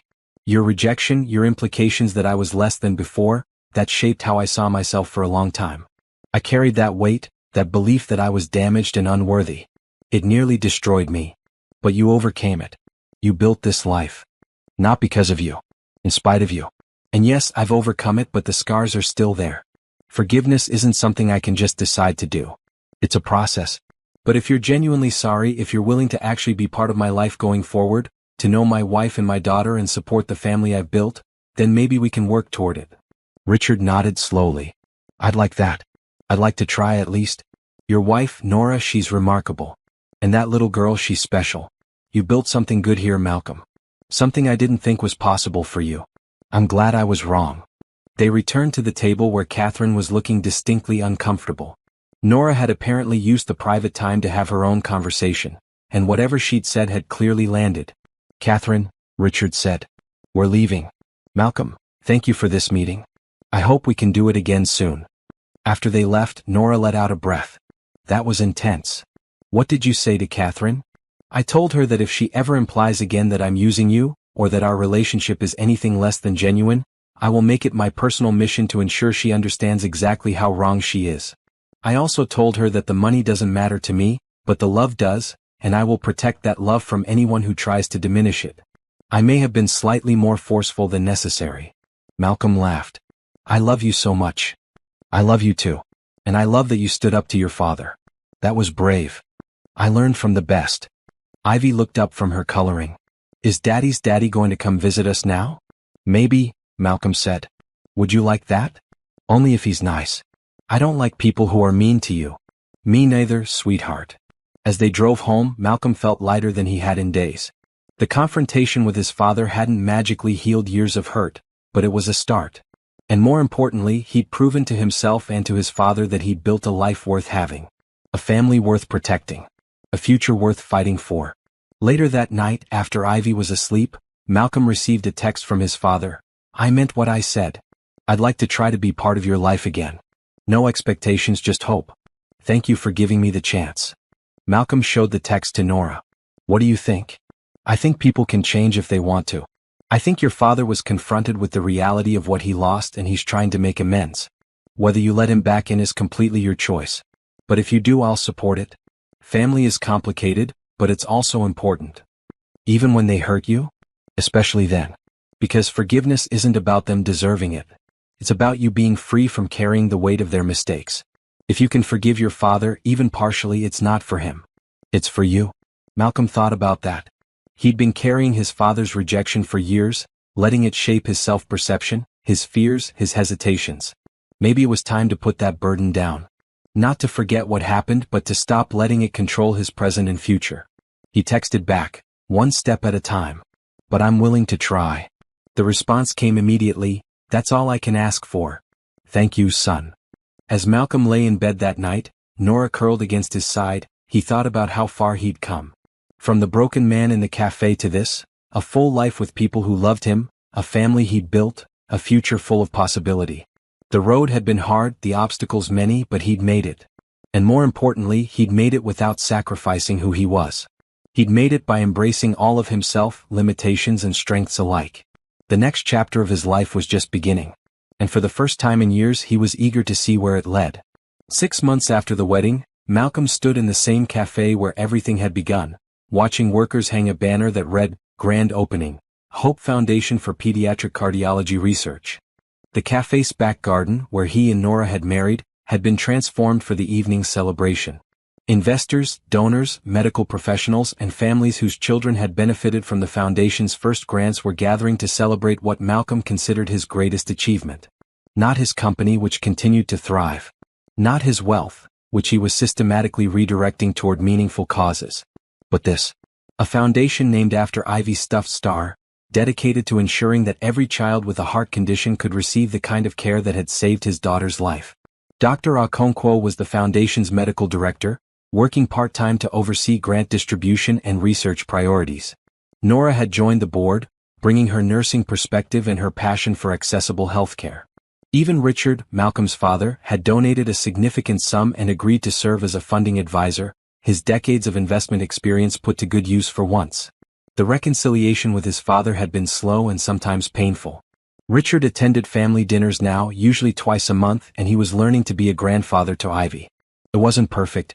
Richard still sometimes said things that revealed old prejudices or limited thinking.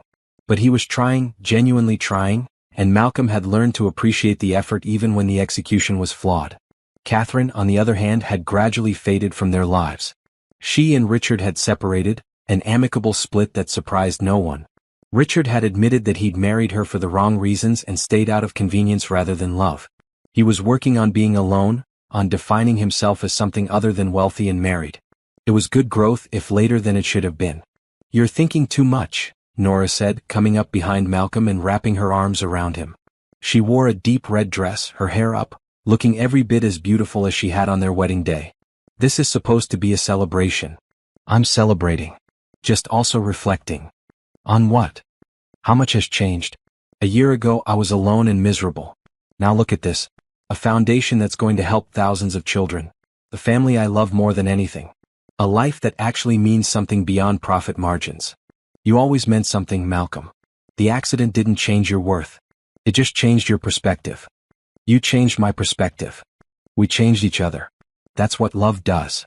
Ivy ran up, wearing a yellow dress that matched her bright personality. At 6 now she'd grown taller, stronger, full of energy that seemed boundless. Her scar had faded to a thin line she wore proudly, showing it to anyone who asked and telling them about her warrior mark. She was thriving in first grade, already reading above her level, asking questions that challenged her teachers. She wanted to be an astronaut, doctor, artist, changing her dream career daily but always with absolute conviction. "Daddy, people are asking for you," Ivy announced. "They want you to make a speech." "Already?" "The event just started." "People are eager," Nora said with a smile. "They want to hear from the man who made this happen." Malcolm wheeled himself to the small stage set up in the garden, Nora and Ivy following. The crowd quieted as he positioned himself at the microphone. Looking out at the gathering, he saw so many faces that mattered. Thomas, dressed in his finest suit, beaming with pride. Diane and her husband, who'd driven in from the suburbs specifically for this. Dr. Okonkwo, elegant and professional, her own pride in the foundation evident. Marcus, his physical therapist, who'd brought his family to celebrate. Helen Carter and several other board members from his company. Nora's mother, Mrs. Wilson, dabbing at her eyes before he'd even started speaking. And throughout the crowd, families with children who had heart conditions, people who would directly benefit from the foundation's work. "A year ago," Malcolm began, "I was sitting alone in this cafe, convinced my life was essentially over. I'd survived a car accident, learned to navigate the world in a wheelchair, rebuilt my career. But I'd lost something essential. Hope. Purpose. The belief that life could be about more than just existing, more than just managing decline. I'd forgotten what it meant to truly live." He gestured to Ivy, who was sitting in the front row holding Hope the star. "And then this little girl saw me looking sad and decided I needed company. She and her mother sat with me, talked with me, reminded me what human connection looks like. They gave me a reason to care again. And in the process, they gave me a daughter who needed medical care I could help provide." Malcolm's voice caught with emotion, and he paused to collect himself. Ivy had a ventricular septal defect, a hole in her heart. She needed surgery, specialized care, the kind of treatment that isn't accessible to everyone. We were lucky. I had resources. I could afford the best doctors, the best hospital, everything she needed. But I kept thinking about all the families who can't. All the children who have the same condition or worse, whose parents are working 3 jobs and still can't afford the care their kids need. That wasn't right. That wasn't fair. And I decided to do something about it. He looked at Dr. Okonkwo. "The Hope Foundation exists to ensure that pediatric heart conditions don't have to be a death sentence or a financial disaster. We're funding research, yes. But we're also providing grants directly to families who need help with medical costs. We're supporting training for doctors in underserved areas. We're building partnerships with hospitals to expand accessible care. We're doing everything we can to ensure that every child, regardless of their family's financial situation, has access to the kind of care that saved Ivy's life." The crowd applauded, and Malcolm waited for quiet to return. "I want to thank everyone who made this possible. Dr. Okonkwo, for your medical expertise and your passion for this cause. My wife Nora, for joining our board and bringing the perspective of someone who's lived this struggle. My father, Richard Prescott, for contributing significantly to our initial funding. All of our donors, large and small, who believe in this mission. And most importantly, I want to thank the families here tonight. Your children are why we do this. Your strength and resilience inspire us. And we promise to do everything in our power to support you." He paused, then added, "Ivy, can you come up here for a second?" Ivy bounded onto the stage, her natural showmanship evident. She took the microphone from Malcolm without hesitation. "Hi everyone," she said, her voice clear and confident. "My name is Ivy Prescott, and I had heart surgery when I was 5. It was scary, but my mommy and daddy were there and the doctors were amazing, and now my heart works perfectly. This foundation is named after my star, Hope, because that's what you need when you're sick. You need hope that things will get better. And this foundation gives people hope. So thank you for coming and thank you for helping other kids like me. The end. She handed the microphone back to Malcolm and skipped off the stage to thunderous applause. Malcolm caught Nora's eye, and they shared a look of pure parental pride. The rest of the evening passed in a blur of conversations and connections. Malcolm talked with families about their experiences, with doctors about research priorities, with donors about long-term funding strategies. He was exhausted by the end, but it was the good kind of exhaustion, the kind that came from doing meaningful work. As the last guests departed and workers began cleaning up, Malcolm, Nora, and Ivy sat in the garden under the now dark sky. String lights overhead gave everything a soft glow. The cafe was closed, but Maria had left them coffee and hot chocolate as a thank you for choosing her space for the foundation's launch. This was a good day, Nora said, leaning against Malcolm's shoulder. The best kind of day, Malcolm agreed. When I grow up, Ivy announced, I'm going to run the foundation. And I'm going to make sure every single kid in the world gets their heart fixed. That's a good goal, Malcolm said seriously. We'll need someone to take over eventually. Not for a long time though, Ivy added quickly. You and Mommy have to run it for a while first. I need to finish school. Fair enough.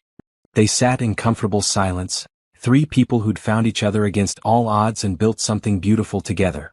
Malcolm thought about the journey that had led here. The accident that had broken his body but ultimately opened his heart. The lonely years of rebuilding. The random decision to try dating that had led him to this cafe. The little girl who'd noticed his sadness and decided to help. Every moment, every choice, every seemingly random event had been leading here. I've been thinking, Nora said, about expanding our family. Malcolm turned to look at her. Expanding? Maybe fostering. Maybe adoption. There are so many kids who need homes, who need love. We have space, resources, so much love to give. What would you think about opening our home to more children? Malcolm felt his heart expand. I think that sounds perfect. Ivy, what do you think? Would you like brothers or sisters? Ivy's eyes went wide. Really? We could get more kids. If you want. Kids who need a family like you needed a daddy? Yes. Let's get all the kids. A whole house full of kids. They laughed at her enthusiasm, but Malcolm was already thinking about the possibilities. They could do this. They had the space, the resources, the love. They could give more children the kind of stable, loving home every child deserved. Over the next few months, they began the process of becoming foster parents. Training classes, home studies, interviews. It was intensive and sometimes invasive, but Malcolm understood why. They were asking to care for vulnerable children. The system needed to be sure they could handle it. In late spring, a year and a half after Malcolm and Nora had first met, they received their first placement. 2 brothers, ages 7 and 9, who'd been in foster care for 2 years after being removed from a neglectful home. Marcus and Devin were quiet, cautious, clearly expecting to be moved again soon. They didn't believe in permanent anything. Malcolm and Nora worked patiently to show them that this home was different. That they were safe here. That love didn't have to be earned or conditional. It wasn't easy. The boys tested boundaries, acted out, pushed back. But Malcolm and Nora held steady, providing consistent love and support even when it was hard. Ivy was an unexpected gift in the process. She appointed herself the boys' tour guide and protector, showing them around the penthouse, introducing them to her school, explaining family rules with the authority of someone who'd been there longer. This is a good house, she told them seriously. People here love you even when you mess up. I know because I've tested it. Slowly, gradually, Marcus and Devin began to believe. They started calling Malcolm and Nora by their first names instead of maintaining distance. They did their homework without being reminded. They laughed at dinner. They asked questions about the future instead of assuming they had none. 6 months after Marcus and Devin arrived, their caseworker asked if Malcolm and Nora would consider adopting them. Their biological parents had terminated rights, and the boys needed a permanent home. Marcus and Devin, when asked, said yes immediately. Yes, they wanted to stay. Yes, they wanted to be part of this family. Yes, they wanted Malcolm and Nora to be their parents forever. The adoption was finalized on a Tuesday morning in family court, both boys wearing new suits that Malcolm had taken them to pick out. When the judge declared them legally adopted, Devin cried. Marcus tried not to but failed. And Malcolm held them both, these boys who'd been through so much and deserved so much better, and promised them that this was forever. They were a family of 5 now. Malcolm Prescott, CEO turned philanthropist, who'd learned that success measured in relationships was the only kind that mattered. Nora Prescott, nurse and advocate, who taught her family that strength came from vulnerability and connection.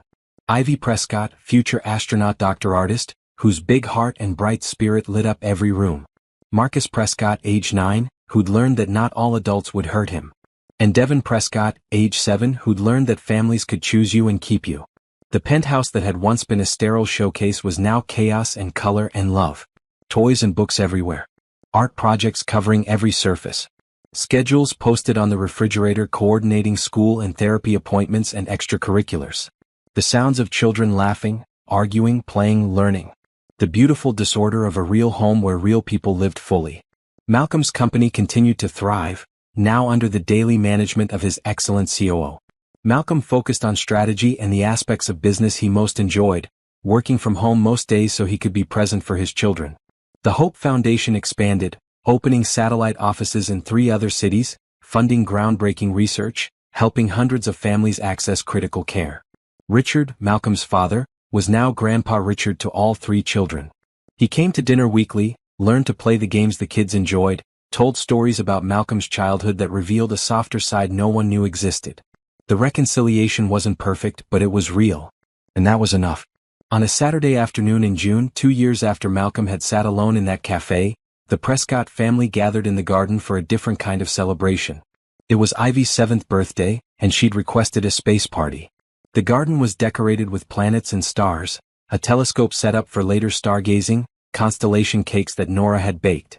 Friends from school ran around, Marcus and Devin supervised the games, and Malcolm watched it all with profound contentment. Nora sat beside him, her hand in his, watching their children play. "Happy?" she asked. "Beyond measure," Malcolm replied. 2 years ago, I didn't think happiness like this was possible. I thought my life was over, or at least the good parts were. I was so wrong. We were both wrong about a lot of things. I thought I had to do everything alone. That accepting help was weakness. That opening my heart again was too risky. Turns out, the risk was worth it. The best risk I ever took. Ivy ran over, dragging both brothers behind her. "Daddy, Mommy, come see. We're doing a presentation about the solar system, and I need you to be the audience." They followed their daughter to where she'd set up an elaborate display, complete with handmade visual aids and a script she'd written herself. For the next 20 minutes, Ivy, Marcus, and Devin presented everything they'd learned about space, their enthusiasm infectious, their facts occasionally questionable but always delivered with absolute conviction. As Malcolm watched his 3 children work together, he felt a wave of emotion so strong it nearly overwhelmed him. This was his life now. These were his children. This was his family. Built not from blood or obligation but from choice. From showing up. From choosing love even when it was hard. From believing that kindness and hope could lead to something extraordinary. Later that night, after the party ended and the children were asleep, Malcolm and Nora stood on their balcony overlooking the city. The light stretched out before them, millions of lives being lived, millions of stories unfolding. Somewhere out there, maybe someone was sitting alone. Feeling like life was over, believing that happiness was impossible. Malcolm hoped they'd find their own version of what he'd found. Their own unexpected family. Their own reason to hope. "What are you thinking?" Nora asked. "That I'm grateful. For the accident, strange as that sounds. Because without it, I would have missed all of this. I would have been too busy, too focused on work, too closed off to notice a little girl asking why I looked sad. The accident broke me, but it also opened me to possibilities I never would have considered before. I'm grateful too. For every hard thing that led us both to that cafe at exactly the right moment. For Ivy's heart condition, terrible as that sounds, because without it, we might not have had a reason to talk again after that first day. Every painful thing we both went through was preparing us for this. Do you think it's fate? That we were meant to find each other? I think we made choices that led us to each other. You chose to try dating again. I chose to take Ivy for hot chocolate at that specific cafe. Ivy chose to speak to you. You chose to accept our company. We kept choosing each other over and over, even when it was scary or uncertain. Maybe that's what love is. Not fate but choice. Choosing someone every single day. Malcolm pulled her close, breathing in the scent of her hair, feeling her warmth against him. Then I choose you. Today and every day after.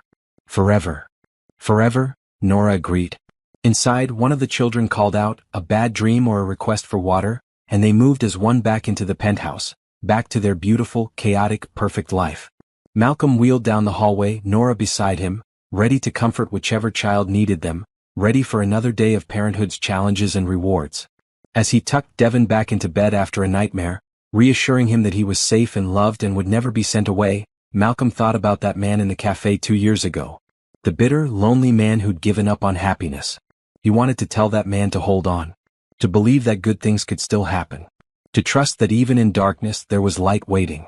But he didn't need to tell that man anything. Because that man had found his way here, to this moment, to this life. That man had been brave enough to accept kindness when it was offered. Smart enough to recognize love when it appeared. Strong enough to build something new from the wreckage of his old life. That man had become this man. A husband. A father. A philanthropist. A person who measured success in hugs and laughter and children's drawings on the refrigerator. A person who knew that the best things in life couldn't be bought or earned or achieved through determination alone. They could only be received with open hands and an open heart. As Malcolm returned to his own bed, sliding under the covers beside Nora, he felt complete. Not because his life was perfect, because it wasn't. Raising 3 children was exhausting and challenging and sometimes frustrating. Running a foundation was complex and demanding. Maintaining his business required constant attention. His relationship with his father was still healing and probably always would be. But it was real. All of it. The struggles and the triumphs, the hard days and the easy ones, the love that was tested and proved stronger for it. This was life. Full, complicated, beautiful life. And Malcolm wouldn't trade a single moment of it. He thought about Ivy's words from her birthday party, "Stars give us hope when it's dark." That was true. But he'd learned something else. Sometimes hope came from unexpected places. From a little girl who noticed sadness and decided to help. From a woman who taught him to see differently. From brothers who needed a home and helped him build one.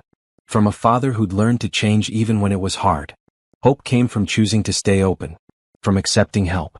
From believing that tomorrow could be better than today. From kindness that led to connection that led to love that led to family. Outside, the city lights continued to shine. Inside, his family slept peacefully.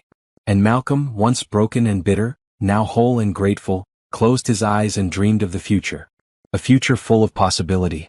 A future he'd build one day at a time, one choice at a time, one act of love at a time.